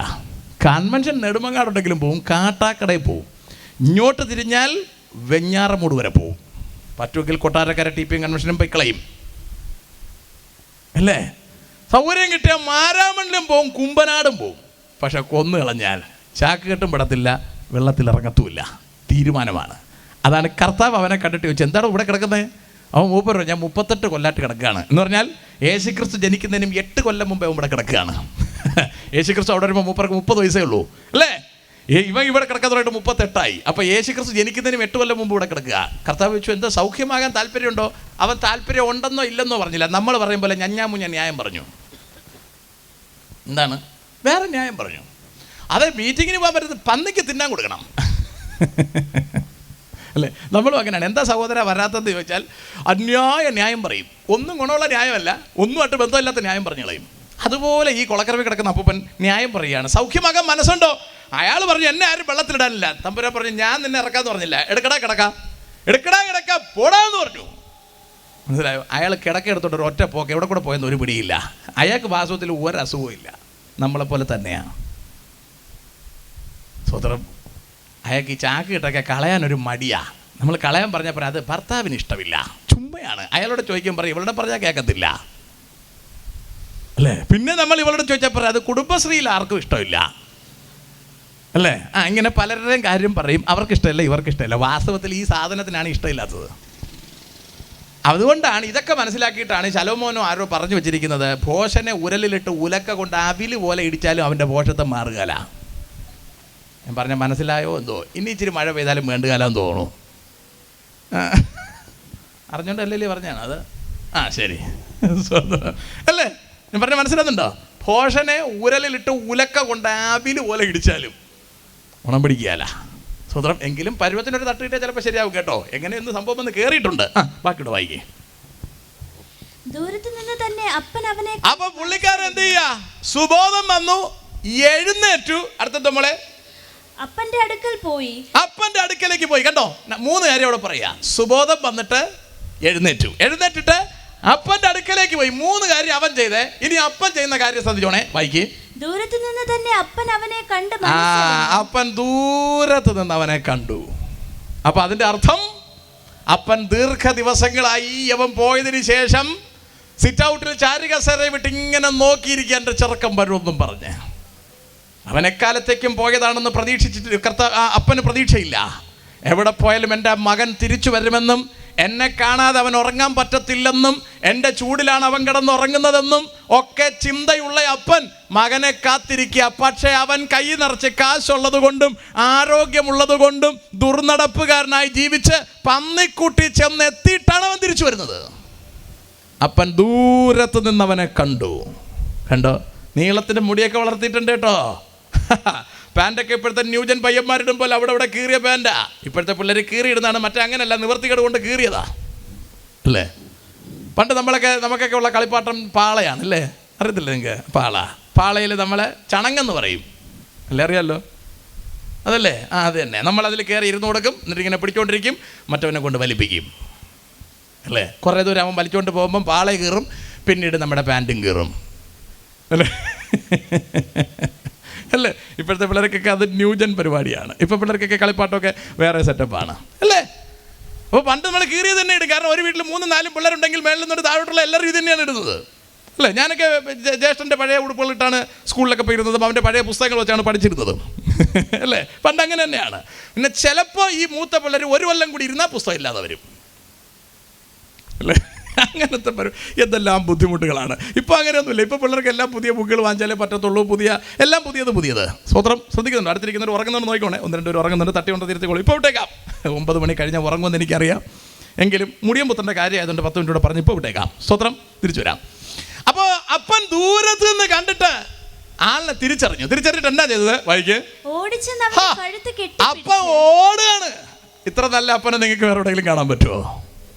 അവൻ അവിടെ നിന്ന് എന്നാ പറഞ്ഞിട്ടോ വരുന്നത്? അപ്പൻ്റെ വീട്ടിൽ ജോലിക്ക് ഇരിക്കാനാ വരുന്നത്. ഇവിടെ അപ്പൻ ദൂരത്ത് നിന്ന് കണ്ടപ്പോൾ മുടിയും നീട്ടി വളർത്തിയിട്ടുണ്ട്, പല്ല് തേച്ചിട്ട് 3-4 മാസമായി, മുടി മുറിച്ചിട്ടും അങ്ങനെ തന്നെ, കുളിച്ചിട്ടും അങ്ങനെ തന്നെ, പാൻറ്റും എല്ലാം കൂടി ഒരു പ്രത്യേക രൂപത്തിലാണ്. അപ്പൻ ഇതൊന്നും നോട്ടമില്ല, എൻ്റെ മകനാണെന്ന് തിരിച്ചറിഞ്ഞ അപ്പൻ നേരെ ഓടുകയാണ്. അപ്പൻ ഓടിച്ചെന്നവൻ്റെ കഴുത്തിന് കെട്ടിപ്പിടിച്ചു, അവനെ ചുംബിച്ചു. ഇതാണ് നമ്മുടെ അപ്പൻ. വചനം പറയുന്നത് ദൈവത്തോട് അടുത്ത് ചെല്ലുക, അവൻ നിങ്ങളോട് അടുത്ത് വരും. ആടിനോട് അങ്ങനെ പറഞ്ഞില്ല, നീ ഇങ്ങോട്ട് വാ ഞാൻ അങ്ങോട്ട് വരാമെന്ന് പറഞ്ഞില്ല. നാണയത്തോട് നീ ഇങ്ങോട്ട് ഉരുണ്ട് വാ ഞാൻ അങ്ങോട്ട് വരാമെന്ന് പറഞ്ഞില്ല. മനുഷ്യൻ്റെ കേസ് വരുമ്പോൾ നമ്മൾ 2 ചുവട് മുൻപിലേക്ക് വയ്ക്കാൻ തയ്യാറായാലേ ദൈവം 10 ചുവട് വയ്ക്കാൻ തയ്യാറാവുകയുള്ളൂ. നമ്മൾ കഴിയുന്നുള്ള 2 ചുവട് വെച്ചാൽ മതി. ഇരിക്കുന്നിടത്തിരുന്ന് സുബോധം വന്നിട്ടൊന്ന് എഴിക്കാൻ തയ്യാറായാൽ മതി. എനിക്കെൻ്റെ കർത്താവിനെ വേണമെന്ന് നീ ഹൃദയത്തിൽ തീരുമാനിച്ചിട്ട് എഴുന്നേക്കാൻ തയ്യാറായാൽ മാത്രം മതി. നമ്മുടെ അരികിലേക്ക് വരുന്നവനാണ് നമ്മുടെ പ്രാണനാഥൻ. നമ്മെ തേടി വന്നത് അത്ര വലിയ സ്നേഹമുള്ളത് കൊണ്ട് തന്നെയാണ്. അപ്പൻ നേരെ വന്ന് കെട്ടിപ്പിടിച്ചു, കഴുത്തിന് ചുംബിച്ചു. അപ്പൻ നമ്പർ 1 അപ്പൻ കണ്ടു. നമ്പർ 2 അപ്പൻ എഴുന്നേറ്റു. നമ്പർ 3 അപ്പൻ ഓടിച്ചെന്നു. നമ്പർ 4 അവനെ കെട്ടിപ്പിടിച്ചു. നമ്പർ 5 ചുംബിച്ചു. അതാണപ്പൻ. നമ്മളാണെങ്കിൽ ചോദിച്ചേ പൈസയൊക്കെ എന്തോ ചെയ്തു അല്ലേ, നീ സ്വത്തൊക്കെ വിറ്റു, കാശൊക്കെ എന്തോ ചെയ്തു, 100 കാര്യം ചോദിച്ചേനെ. അപ്പൻ അതൊന്നും ചോദിക്കുന്നില്ല. കാരണം അപ്പൻ ആവശ്യം മകനെയാണ്. എൻ്റെ ദൈവത്തിന് ആവശ്യം നിങ്ങൾക്ക് എന്തുണ്ടെന്നുള്ളതല്ല. മടങ്ങി വരാൻ തയ്യാറുണ്ടെങ്കിൽ ദൈവത്തിന് ആവശ്യം നിങ്ങളെയാണ്. നിങ്ങളെല്ലാം നഷ്ടപ്പെട്ടവരായിരിക്കാം. നിങ്ങൾക്ക് നല്ലതെന്ന് പറയാൻ ഒന്നും ചിലപ്പോൾ കയ്യിലുണ്ടാവില്ല. നിങ്ങളുടെ ജീവിതത്തിൻ്റെ മോശം റോഡ് കാരണം എല്ലാം നഷ്ടപ്പെട്ടിട്ടുണ്ടെങ്കിലും, എല്ലാം ഇല്ലാതായി പോയിട്ടുണ്ടെങ്കിലും, ആർക്കും നിങ്ങളെ വേണ്ടാത്തവണ്ണം നിങ്ങൾ വിടക്കായി മാറിയിട്ടുണ്ടെങ്കിലും, even if you are a last and the least, എൻ്റെ കർത്താവ് നിങ്ങളെ സ്നേഹിക്കുന്നു. Praise the Lord. ഇത്രമാം സ്നേഹം ഉയിർ കൊടുത്തെനിക്കായി, ഇത്രമാം സ്നേഹം ഉയിർ കൊടുത്തെനിക്കായി, മന്നവ വർണ്ണിപ്പാനെഴുതല്ല എനിക്ക്, മന്നവ വർണ്ണിപ്പാനെഴുതല്ല എനിക്ക്. Praise the Lord. ഇത്ര വലിയ സ്നേഹം വിശദീകരിക്കാൻ സാധ്യമേ അല്ല. ഇനി അടുത്ത് നിങ്ങൾ ശ്രദ്ധിക്കൂ, വായിക്കേ. മകൻ അവനോട്, അപ്പാ ഞാൻ സ്വർഗ്ഗത്തോട് നിന്നോട് പാപം ചെയ്തിരിക്കുന്നു. പിടി വീണു, കെട്ടിപ്പിടിച്ചു, ചുംബിച്ച് കഴിഞ്ഞിട്ടും അവൻ എടുത്ത തീരുമാനത്തിൽ നിന്ന് മാറുന്നില്ല. കണ്ടോ, അവൻ പന്നിക്കൂട്ടിലിരുന്ന് എടുത്തൊരു ഡിസിഷൻ ഉണ്ട്. അപ്പൻ ഇത്രയും സ്നേഹം ചുരത്തിയിട്ടും ആ മകന്റെ മനസ്സിന് വ്യത്യാസം വരുന്നില്ല. അവൻ പഴയ ഡയലോഗ് തന്നെ പറയാണ്. അവൻ എത്ര അഹങ്കാരിയാണെന്ന് നിങ്ങൾ ആലോചിക്കേ. അവൻ അപ്പാന്ന് വിളിക്കാനുള്ളൊരു മൈൻഡ് അവന് വരുന്നില്ല. എനിക്ക് തെറ്റുപറ്റിപ്പോയി എന്നവൻ പറയുന്നുണ്ടെങ്കിൽ പോലും അവൻ വേറൊരു ഡയറക്ഷനിലാണ് അവൻ പറയുന്നത്. അവൻ അവിടെ കൺഫസ് ചെയ്യുന്നെങ്കിൽ പോലും അവൻ അർഹതപ്പെട്ടതാണ് ചോദിക്കുന്നത്. എന്ന് പറഞ്ഞാൽ എന്നെ മകനായിട്ട് എടുക്കണ്ട, ബിക്കോസ് ഐ ഹാവ് സിനഡ്. എനിക്ക് ഒരു കാര്യം ചെയ്തു തന്നാൽ മതി, എന്നെ ജോലിക്ക് നിർത്തിയാൽ മതി. പക്ഷെ അതൊന്നും കേൾക്കാൻ അപ്പന് തയ്യാറല്ല. അപ്പൻ രമന്റെ അപ്പനാണ്. സ്വതന്ത്രം. ഇനി കേട്ടോക്കെ വായിക്കേ. ഇനി നിന്റെ മകനെന്ന് വിളിക്കപ്പെടുവാൻ യോഗ്യനല്ല എന്ന് പറഞ്ഞു. അപ്പോൾ അപ്പൻ തന്റെ ദാസന്മാരോട്, അപ്പൊ വേറെ ഒന്നും ശ്രദ്ധിക്കുന്നൊന്നുമില്ല, കെട്ടിപ്പിടിച്ച് ചുംബനം കൊടുത്തു. പക്ഷെ ഭയങ്കര നാറ്റം അല്ലേ. അപ്പൻ തന്റെ മക്കൾ ജോലിക്കാരത്ത് പറയാണ്, വൈകി വേഗം മേൽത്തരമായ അങ്കി കൊണ്ടുവന്ന് വളരെ പെട്ടെന്ന് വൃത്തിക്ക് ഒരു ഉടുപ്പിടിക്കണം. കാരണം ഇതിൽ പന്നിയുടെ മണമാണ്. ആ സ്നേഹം കൊണ്ടാണ് കെട്ടിപ്പിടിച്ചത്, ആ സ്നേഹം കൊണ്ട് പുത്രവാത്സല്യം കൊണ്ടാണ് ചുംബിച്ചത്. പക്ഷെ ഈ നാറ്റം സഹിക്കാൻ പറ്റുന്നില്ല. കർത്താവ് പാപികളെ സ്നേഹിച്ചു, പക്ഷെ പാപത്തെ അങ്ങനെ സ്നേഹിക്കാനൊക്കില്ല. പാപികളെ തേടി തന്നെയാണ് കർത്താവ് വന്നത്, പക്ഷെ പാപത്തെ കർത്താവ് ഉൾക്കൊണ്ടിട്ടില്ല. അതാണ് ശിഷ്യന്മാർക്കും കൂടെ നിന്ന പരീശന്മാർക്കും ചുങ്കക്കാർക്കും ഒക്കെ ഒരു പ്രശ്നം വന്നത്. കർത്താവ് എന്താ പാപികളുടെ കൂടെ ഫുഡ് കഴിക്കുന്നത്? കർത്താവ് എന്താ പാപികളുടെ വീട്ടിൽ പോകാൻ കാരണം? നാട്ടിൽ വില കുറവുള്ള വേശ്യാസ്ത്രീയുടെ അടുക്ക പോലും യേശു ചെന്ന് സംസാരിക്കുന്നത് എന്താ? നാട്ടിൽ എല്ലാവർക്കും ഒരു ചിന്ത, എന്താ യേശു ഇങ്ങനെ പോകുന്നത്? വേശ്യാസ്ത്രീയുടെ അടുക്ക ചെന്ന് സംസാരിക്കുകയാണ് അല്ലേ? എന്താ യേശുവിൻ്റെ ഉദ്ദേശം? വ്യക്തമായിട്ട് അവർക്ക് മനസ്സിലായില്ല. യേശുവിൻ്റെ ഉദ്ദേശം ഇത് തന്നെ. അതാ കർത്താവ് അതിൽ കൂടെ പറഞ്ഞ് മനസ്സിലാക്കി കൊടുക്കുന്നേ. കർത്താവ് ചെന്ന് അവനെ ചുംബിച്ചു, പക്ഷേ ആ സിറ്റീസ് അവനെ അകത്ത് കയറ്റാൻ പറ്റില്ല. ജോലിക്കാരുടെ അടുത്ത് പറഞ്ഞു അവന് നല്ലൊരു ഉടുപ്പിട്ട് കൊടുക്കാൻ പറഞ്ഞു. അവനെ കുളിപ്പിച്ച് നഖവും വെട്ടി പല്ലും തേപ്പിച്ച് മുടിയും വെട്ടി അവനെ വൃത്തിയാക്കാൻ പറഞ്ഞു അല്ലേ? ആനയെ കുളിപ്പിക്കുന്ന ഇവിടെ വെള്ളം കൊണ്ടിട്ട് വൃത്തിയാക്കാൻ പറഞ്ഞു. വൈകി ഇവനെ ധരിപ്പിപ്പിൻ, ഇവന്റെ കൈക്ക് മോതിരവും. ഇവന്റെ കൈക്ക് നല്ല മോതിരം ഉണ്ടായിരുന്നു, അത് പോയി. എവിടെ പോയി? ഈ പോയ പോക്കിന് ദുർനടപ്പ് വഴി അവന്റെ മോതിരം പോയി. നല്ലൊരു മോതിരവും കാലിന് ചെരുപ്പും ഇടുവിപ്പിൻ. ഇവന്റെ ചെരുപ്പൊക്കെ പോയി കേട്ടോ, അതൊക്കെ അങ്ങ് ഇല്ലാതായി പോയി. മോശം വഴികളിലൂടെ നടന്നവന്റെ ചെരുപ്പൊക്കെ പോയി. ഇനി അവന് നല്ല ചെരുപ്പ് ഇട്ട് കൊടുക്കാൻ പറഞ്ഞു. കണ്ടോ എത്ര മനോഹരമുണ്ട്. 10 കാര്യം ഇവിടെ ചെയ്യുക കർത്താവ്. സ്വതന്ത്രം ഓടിച്ച് അവനെ തിരിച്ചറിയുന്നു, ഓടിച്ചെല്ലുന്നു, കെട്ടിപ്പിടിക്കുന്നു, ചുംബിക്കുന്നു, ഉടുപ്പ് മാറ്റിക്കൊടുക്കുന്നു, ദെൻ മോതിരം ഇടിയിച്ചു കൊടുക്കുന്നു, ചെരുപ്പിട്ട് കൊടുക്കുന്നു. അടുത്ത് പറയാണ് വൈകി തടിച്ച കാളക്കുട്ടിയെ കൊണ്ടുവന്ന് അറുപ്പിൻ. പന്നിയുടെ വാള വര തിന്നാൻ കൊതിച്ചവന് തടിച്ച കാളയിറച്ചി. ദൈവത്തെ വിട്ട് ദൂരെ പോയവൻ അപ്പനെ വിട്ട് ദൂരെ പോയിട്ട് അവിടെ ഇരുന്ന് ആലോചിച്ചത്, പന്നി തിന്നുന്ന വേസ്റ്റ് തിന്നാൻ, മാലിന്യം തിന്നാൻ കൊതിച്ചവൻ സ്വന്തം വീട്ടിൽ വരേണ്ടടുത്ത് വന്നെത്തിയപ്പോൾ അവിടെ ഓഫർ അടിക്കുന്നുണ്ടോ? നല്ല സൂപ്പർ കാളേജോട് പിടിച്ച് ഇറക്കാൻ പറഞ്ഞു. നിങ്ങൾക്ക് എന്തോ തോന്നുന്നു? Praise the Lord.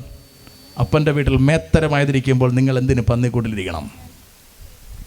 നിങ്ങൾ എന്തിന് വല്ലവൻ്റെയും പന്നിക്കൂട്ടിലിരുന്ന് ആ പന്നി തിന്നുന്ന വാളവരെ നോക്കി നിങ്ങൾ എന്തിന് കൊതിയൂറിയിരിക്കണം? നമ്മുടെ അപ്പൻ നമുക്ക് വേണ്ടി ഒരുക്കി വെച്ചിരിക്കുന്നത് മേത്തരമായതാണ്. ഈ രാത്രിയിൽ ഇത് തിരിച്ചറിയാൻ എനിക്കും നിങ്ങൾക്കും സുബോധമുണ്ടാവണം. ഇത് തിരിച്ചറിയുവാനുള്ള വെളിപ്പാട് നമുക്കുണ്ടാവണം. സ്തോത്രം. വൈകി നാം തിന്ന് ആനന്ദിക്കുക. കണ്ടോ? റിജോയ്സ്, ആനന്ദിക്കുക. സ്തോത്രം. ഞാൻ ആ ഭാഗം അവിടെ അവസാനിപ്പിക്കുകയാണ്. മാന്യ സുഹൃത്തുക്കളെ, കർത്താവിൽ നിന്ന് അല്ലെങ്കിൽ നഷ്ടപ്പെട്ടു പോയതിനെ തേടി ചെല്ലുന്ന കർത്താവ് മനുഷ്യന്റെ കേസിൽ തേടി വരില്ല. നമ്മൾ 2 കാൽ അങ്ങോട്ട് വെക്കണം, ബാക്കി കർത്താവ് ഇങ്ങോട്ട് എത്തിക്കോളും. നമുക്ക് ലഭ്യമാകേണ്ടിയിരുന്നത്, നാം ചെയ്ത പാപത്തിന്റെ കണക്കെടുത്താൽ നമുക്ക് ലഭ്യമാകേണ്ടിയിരുന്നത് മരണമാണ്, നിത്യമായ വേർപാടാണ്. ദൈവത്തിന്റെ അടുക്കൽ ഒരിക്കലും വരുവാൻ കഴിയില്ലാത്തൊരവസ്ഥയാണ്. പക്ഷെ മഹാദൈവം നമ്മളോട് കരുണ കാണിച്ചിരിക്കുന്നു. ആ കർത്താവിൻ്റെ അടുക്കൽ വരുവാനുള്ള വഴി നമുക്ക് വേണ്ടി അവൻ തുറന്നു തന്നിരിക്കുന്നു. ദൈവത്തിൻ്റെ അടുക്കൽ എത്തുവാനുള്ള വഴി തുറന്നു തന്നു എന്ന് മാത്രമല്ല, കർത്താവിൻ്റെ കാന്തയാക്കി നമ്മളെ മാറ്റുവാൻ കർത്താവിന് കൃപ തോന്നിയിരിക്കുന്നു. എന്ന് പറഞ്ഞാൽ നമ്മളെ ഇന്ന് കർത്താവ് തിരഞ്ഞെടുത്ത് യേശുക്രിസ്തുവിൻ്റെ കാന്തയാക്കാനാണ് ഉദ്ദേശിക്കുന്നത്. പക്ഷെ നമുക്ക് ഒരല്പം സുബോധം വരണം. നമ്മൾ ഇരിക്കുന്നിടത്തുനിന്ന് എഴുന്നേൽക്കാൻ തയ്യാറാവണം. എൻ്റെ അവസ്ഥ മോശമാണെന്ന് ദൈവസന്നിധിയിൽ സമ്മതിക്കാൻ നമ്മൾ തയ്യാറാവണം. കർത്താവേ, എനിക്കൊരു മടങ്ങി വരവ് നീ തരണം എന്ന് പറയണം. ഇന്ന് എന്നെ കേൾക്കുന്ന എല്ലാ സഹോദരീ സഹോദരന്മാരും ഇന്നു മുതൽ സമയമെടുത്ത് പ്രാർത്ഥിക്കുവാൻ നിങ്ങൾ തയ്യാറാകണം. കർത്താവേ, എനിക്കൊരു മടങ്ങി വരവ് നീ തരണമെന്ന് പറയണം. ഞാൻ നാശത്തിലേക്ക് പോകേണ്ടവനല്ല, എനിക്കൊരു മടങ്ങി വരവ് അങ്ങ് തരണമെന്ന് പറയണം. എത്രയോ വെളിപ്പാട് പ്രാപിച്ചവർ ഇതിനകത്ത് ഇന്ന് അവകളെല്ലാം നശിച്ച അവസ്ഥയിലിരിക്കുന്നു.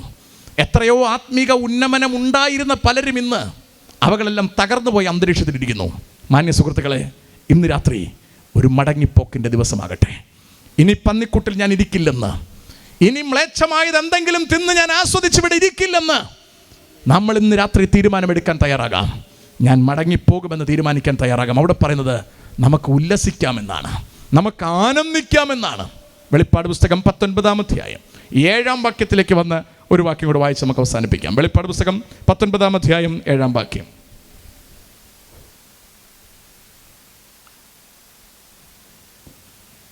Thank you Jesus. നാം സന്തോഷിച്ചുല്ലസിച്ച് അവന് മഹത്വം കൊടുക്കുക, കുഞ്ഞാടിന്റെ കല്യാണം വന്നിരിക്കുന്നു, അവന്റെ കാന്തയും തന്നെത്താൻ ഒരുക്കിയിരിക്കുന്നു. ഇന്ന് രാത്രിയിൽ എനിക്കും നിങ്ങൾക്കും കർത്താവായ യേശു ക്രിസ്തുവിന്റെ കാന്തയാകുവാനുള്ള അവസരം കർത്താവ് വെച്ച് നീട്ടുകയാണ്. കർത്താവിന്റെ കാന്തയാകാൻ, അതാ പറഞ്ഞ, ഞാൻ സന്തോഷിച്ച ഉല്ലസിച്ച കുഞ്ഞാടിന് മഹത്വം കൊടുക്കുക. സ്തോത്രം. കാരണം അവൻ്റെ കാന്ത ഒരുങ്ങിയിരിക്കുന്നു. ശുദ്ധവും ശുഭ്രവുമായ വിശേഷ വസ്ത്രം ധരിപ്പാൻ നമുക്ക് കൃപ ലഭിച്ചിരിക്കുന്നു. അന്യ സുഹൃത്തുക്കളെ, ഏദനിൽ ദൈവത്തിൽ നിന്ന് അകന്നു പോകത്തക്ക നിലയിൽ വിലക്കപ്പെട്ട ഖനി ഭക്ഷിച്ചത് കൊണ്ട് മനുഷ്യൻ ദൈവത്തിൽ നിന്ന് പുറത്തായിപ്പോയി, തോട്ടത്തിന് പുറത്തായിപ്പോയി. നമ്മളെല്ലാവരും അമ്മാതിരി പാപം ചെയ്ത് തോട്ടത്തിന് പുറത്തായിരുന്നു. നമ്മെ തേടി കർത്താവ് ഈ ഭൂമിയിലേക്ക് ഇറങ്ങി വന്നു. റോമർക്കെഴുതിയ ലേഖനം 5-ാം അധ്യായം 6, 8, 10 വാക്യങ്ങളിലായി ഇങ്ങനെ പറയുന്നു: നാം ശത്രുക്കളായിരിക്കുമ്പോൾ, നാം പാപികളായിരിക്കുമ്പോൾ, നാം ബലഹീനരായിരിക്കുമ്പോൾ ക്രിസ്തു നമുക്ക് വേണ്ടി മരിച്ചു. നാം ശത്രുക്കളായിരുന്നു, ദൈവത്തിൽ നിന്ന് പിണങ്ങി ദൂരെ പോയി, അപ്പനിൽ നിന്ന് പന്നിക്കൂട്ടിൽ പോയിരുന്ന മകനെ പോലെ ഞാനും നിങ്ങളും ദൂരെയായിരുന്നു, ശത്രുക്കളായിരുന്നു. പന്നിക്കൂട്ടിൽ നിന്ന് തിരിച്ചു വരാൻ മകന് കഴിയാതിരുന്നത് പോലെ ഞാനും നിങ്ങളും മടങ്ങി വരാൻ കഴിയാത്ത വിധം ബലഹീനനായിരുന്നു. നമ്മൾ പാപികളായിരുന്നു. പക്ഷെ നമ്മെ തേടി സ്വർഗത്തിലെ കർത്താവ് താഴേക്ക് ഇറങ്ങി വന്നു. തക്ക സമയത്ത് നമുക്ക് വേണ്ടി മരിച്ചത് കൊണ്ട് നമുക്ക് നിത്യജീവൻ ലഭ്യമായി. യേശു ക്രിസ്തുവിനെ ഹൃദയം കൊണ്ട് വിശ്വസിച്ച്, രക്ഷകൻ എന്ന ഹൃദയം കൊണ്ട് വിശ്വസിച്ച്, വായ് കൊണ്ട് ഏറ്റുപറയാൻ ഇന്ന് തയ്യാറായാൽ, സുബോധം എനിക്കും നിങ്ങൾക്കും ഇന്നുണ്ടായാൽ, അതൊരു മടങ്ങിപ്പോക്കിൻ്റെ ദിവസമാണ്. നമ്മൾ ഗൗരവത്തോടു കൂടി തിരിച്ചറിയണം, ഇസ്രായേലിൽ ഒരു ലോകമഹായുദ്ധത്തിൻ്റെ തിരി കത്തിക്കൊണ്ടിരിക്കുകയാണ്. ഇന്നെനിക്ക് വന്നൊരു ന്യൂസ്, അവർ വളരെ വേഗം അവിടെ യാഗം ആരംഭിക്കുവാൻ പോവുകയാണ്. അലക്സയുടെ മുമ്പിൽ യാഗം നടത്തുവാനുള്ള ക്രമീകരണം അവർ ചെയ്തിരിക്കുന്നു. ചുമന്ന പശുക്കളെ കൊണ്ട് അവരുടെ യാഗത്തിനായി വരുന്നതിൻ്റെ രംഗത്തിൻ്റെ വീഡിയോസൊക്കെ ഇന്ന് എനിക്ക് ലഭ്യമായി. 2 ദിവസത്തിന് മുമ്പ് അപ്ലോഡായ ഒരു വീഡിയോ എനിക്ക് ലഭ്യമായി. മാന്യ സുഹൃത്തുക്കൾ, ഒരു കാര്യം അറിയണം, ചുമന്ന കുതിര അവിടെ കൊണ്ടുവച്ച് അവർ യാഗം കഴിക്കാൻ നിൽക്കുമ്പോൾ ഇസ്ലാം ഭയങ്കര പ്രശ്നം ഉണ്ടാക്കുകയാണ്. പ്രശ്നത്തിൻ്റെ നടുവിൽ അവർ യാഗം കഴിക്കും. എനിക്ക് വന്ന വീഡിയോയിൽ അവർ പറയുകയാണ്, അടുത്തവർ പ്രധാനമായും ചെയ്യുവാൻ ആഗ്രഹിക്കുന്നത് അവിടെ ഇരിക്കുന്ന അലക്സ പള്ളി പൊളിക്കാനാണ്. അലക്സ പൊളിച്ചാൽ അതൊരു ലോകമഹായുദ്ധമാകും. നിങ്ങൾക്കറിയാം, കഴിഞ്ഞ ദിവസം ഇറാൻ ഇസ്രായേലിനെ ആക്രമിച്ചു. ഇസ്രായേൽ തിരിച്ച് അവനെയും ആക്രമിച്ചു. ഇറാൻ ആക്രമിച്ച എല്ലാ ബോംബുകളെയും അവൻ പിടിച്ചെടുത്ത് എള്ളും പിണ്ണാക്ക് പോലെ ആക്കി ദൂരെ കളഞ്ഞു. പക്ഷെ അവൻ തിരിച്ചൊരു 4 എണ്ണം അടിച്ചു. 4 എണ്ണം അടിച്ച് പൊട്ടിക്കാൻ വേണ്ടി അടിച്ചതല്ല, വെറുതെ ഒന്ന് കാണിക്കാൻ വേണ്ടി അടിച്ചതാണ്. അവൻ്റെ ആണവ സംഭരണിയുടെ അടുക്കലും അവൻ്റെ മെയിൻ ഏരിയകളുടെ അടുക്കലുമായി 4 ബോംബ് ഇറക്കി കൊടുത്തു, തറയിൽ ഇറക്കി കൊടുത്തു. എന്നിട്ട് പറഞ്ഞു, ഞങ്ങൾ തിരിച്ചടിക്കും. ആ അടി ഇപ്പോൾ അടിക്കാതെ അവർ സ്റ്റോപ്പ് ചെയ്ത് വെക്കുന്നതിന് കാരണം അവർക്ക് അലക്സ പൊളിക്കണം, അവിടെ ദൈവാലയം പണിയണം, സമാധാനമായി കാര്യങ്ങൾ കൊണ്ടുപോകണം എന്നുള്ളത് കൊണ്ടാണ് അവരത് ചെയ്യാത്തത്. പക്ഷേ ദൗർഭാഗ്യവശാൽ ആ യുദ്ധം വളരെ പെട്ടെന്ന് നടക്കും. ആ യുദ്ധം തുടങ്ങുന്നെങ്കിൽ അത് തുടങ്ങുന്നതിന് തലേ രാത്രിയിൽ കർത്താവിൻ്റെ കാന്തയ്ക്ക് ഈ ഭൂമി വിടേണ്ടതായി വരും. റഷ്യ ആരംഭിച്ചു വെച്ച യുദ്ധം, റഷ്യയും ഉക്രൈനുമായി നടത്തിക്കൊണ്ടിരിക്കുന്ന യുദ്ധം 1 വർഷത്തിലേറെയായി എന്ന് നിങ്ങൾ അറിയണം. റഷ്യയാണ് അടുത്ത് വരാനിരിക്കുന്ന 3-ാം ലോക മഹായുദ്ധത്തിന് ഫ്രണ്ടിൽ നിൽക്കേണ്ട കക്ഷി റഷ്യയാണ്. ആ റഷ്യ, വ്ളാഡിമിർ പുടിൻ വളരെ പെട്ടെന്ന് ഇറങ്ങാനിരിക്കുകയാണ്. നമ്മുടെ ഇലക്ഷനൊക്കെ ഇപ്പോൾ കഴിയുന്നു. അടുത്ത് വരുന്ന ദിവസങ്ങളിൽ നമ്മുടെയും ഭരണത്തിന് ആളെത്താൻ പോവുകയാണ്. വളരെ പെട്ടെന്ന് അടുത്ത രാജ്യങ്ങളിലെല്ലാം ഇലക്ഷൻ നടക്കാൻ പോകണം. 2024 ഏറെക്കുറെ എല്ലാ രാജ്യങ്ങളിലും ഇലക്ഷൻ നടക്കാൻ പോവുകയാണ്. ഇസ്ലാം ഒറ്റ സ്വരത്തിൽ വിളിച്ചു പറയുന്നു, ലോകം ഭരിക്കാനുള്ള അൽ മഹദി സിറിയയിൽ തയ്യാറായിരിക്കുന്നു എന്ന്. അങ്ങനെയാണെങ്കിൽ വരാനിരിക്കുന്ന ലോകമഹായുദ്ധത്തിൽ ലോകം മുഴുവൻ ഭരിക്കാനുള്ള അൽ മഹദി സിറിയയിൽ തയ്യാറായിട്ടുണ്ടെങ്കിൽ അവൻ ലോകം ഭരിക്കാൻ വരുന്നതിന് മുമ്പ് കർത്താവിന് തൻ്റെ കാന്തയെ ഇവിടെ നിന്ന് അക്കരയ്ക്ക് കൊണ്ടുപോകേണ്ടതായിട്ടുണ്ട്. ആ കാന്താഭാഗത്ത് ഞാനും നിങ്ങളും ചേർന്നെത്തേണ്ടതായിട്ടുണ്ട്.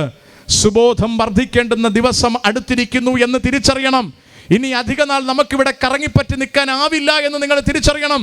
40 മുതൽ 80 വരെ കിലയുള്ള ഈ കൊച്ചു ശരീരത്തിനകത്ത് ഒരുപാട് നമുക്ക് സുഖിക്കാനാവില്ലെന്ന് തിരിച്ചറിയണം. അതുകൊണ്ട് സുഖങ്ങളെ വലിച്ചെറിയുവാൻ തയ്യാറാകണം, സുബോധം വർദ്ധിക്കുവാൻ തയ്യാറാകണം. യുദ്ധത്തിനായി ലോകരാഷ്ട്രങ്ങൾ തയ്യാറായി ഇസ്രായേലിന്റെ നേർക്ക് വന്നുകൊണ്ടിരിക്കുമ്പോൾ ആത്മീകൻ തലകളെ ഉയർത്തണം. ഇത് സുബോധത്തിന്റെ രാത്രിയാണ്. എന്നെ നിങ്ങളെ വീണ്ടെടുക്കാൻ കർത്താവ് നമ്മൾ അടുക്കലേക്ക് ഇറങ്ങി വരികയാണ്. ഇനി അധിക നാൾ കിട്ടുമെന്നൊരു എക്സ്പെക്ടേഷനിൽ നമ്മൾ ആരും ഇരിക്കേണ്ട. ഇപ്പോൾ കയറുന്ന ഇന്ത്യയുടെ ഭരണം അവസാനിക്കുന്നതിന് മുമ്പ് കാര്യങ്ങൾ മറ്റൊരു ദിശയിലേക്ക് തിരിയും എന്നാണ് നമുക്ക് ഇന്ന് കണ്ടുവരുന്ന പ്രവചനങ്ങളിൽ നിന്ന് മനസ്സിലാകുന്നത്. മാന്യ സുഹൃത്തുക്കളെ, ദൈവകരങ്ങളിൽ നമ്മളെ തന്നെ സമർപ്പിച്ചു കൊടുക്കാം. ദേശം വ്യത്യസ്ത വിഷയങ്ങളുടെ മേൽ കലുഷിതമായിരിക്കുമ്പോൾ, ഇലക്ഷനും മറ്റു തിരക്കുകളിലായിരിക്കുമ്പോൾ നമ്മൾ തിരക്കിൽപ്പെട്ടു പോകരുത്. സ്തോത്രം. നമ്മൾ തിരക്കിൽപ്പെട്ടു പോയിട്ട് മനുഷ്യപുത്രൻ വരുമ്പോൾ വിശ്വാസം കണ്ടെത്താത്ത അവസ്ഥയിലായി പോകരുത്. പാർട്ടിക്കാരും നമ്മളെ രക്ഷിച്ചോളാം എന്ന് പറഞ്ഞാൽ അവരുടെ പുറകെ പോകരുത്. വോട്ട് നിങ്ങൾ ആർക്കോ കൊടുത്തോ? നമ്മളെ രക്ഷിക്കേണ്ടുന്ന ഉത്തരവാദിത്വം സ്വർഗത്തിലെ കർത്താവിനുള്ളതാണ്. കർത്താവ് പറഞ്ഞത്, സ്വർഗത്തിലും ഭൂമിയിലും സകല അധികാരവും എനിക്ക് നൽകപ്പെട്ടിരിക്കുന്നു. നമ്മുടെ കർത്താവ് സർവാധികാരിയാണെങ്കിൽ തൽക്കാലത്തേക്ക് വരാൻ പോകുന്ന കൊച്ചധികാരികളെ നമ്മളാരും ഭയക്കേണ്ടതില്ല. ദേഹത്തെ കൊല്ലുന്നവനെ ഭയപ്പെടണ്ട, ദേഹിയം നരകത്തിൽ തള്ളുന്നവനെ ഭയപ്പെടുക. ദേഹത്തെ കൊല്ലുവാൻ കഴിയുന്നവനെ ഭയപ്പെടണ്ട, ദേഹിയം നരകത്തിൽ തള്ളുവാൻ കഴിയുന്നവനെ ഭയപ്പെടുക. ഇന്ന് രാത്രിയിൽ ആ കർത്താവിന് വേണ്ടി കർത്താവിന്റെ സന്നിധിയിൽ ചേരുവാൻ, കർത്താവിന്റെ അടുക്കലേക്ക് എത്തുവാൻ നമുക്ക് സുബോധം ഉണർത്തുവാൻ തയ്യാറാകാം. എല്ലാ കണ്ണുകളും ദൈവസന്നിധിയിൽ മൂടാം. കർത്താവിന്റെ കരങ്ങളിൽ നമ്മളെ തന്നെ സമർപ്പിക്കാം. ഹല്ലേലൂയ. സുബോധം വന്നിട്ട് മുടിയൻ പുത്രൻ മടങ്ങി വന്നു എങ്കിൽ ഇന്ന് രാത്രിയിൽ കർത്താവെ എനിക്ക് ആ സുബോധം തരണമെന്ന് പറയാം. എൻ്റെ മേൽ കർത്താവിൻ്റെ കൃപ പകരണം എന്ന് പറയാം. എല്ലാവർക്കും ഒരു നിമിഷം ദൈവസന്നിധിയിൽ എഴുന്നേറ്റ് നിൽക്കാം. Thank you Lord. Hallelujah. Thank you Jesus. Hallelujah.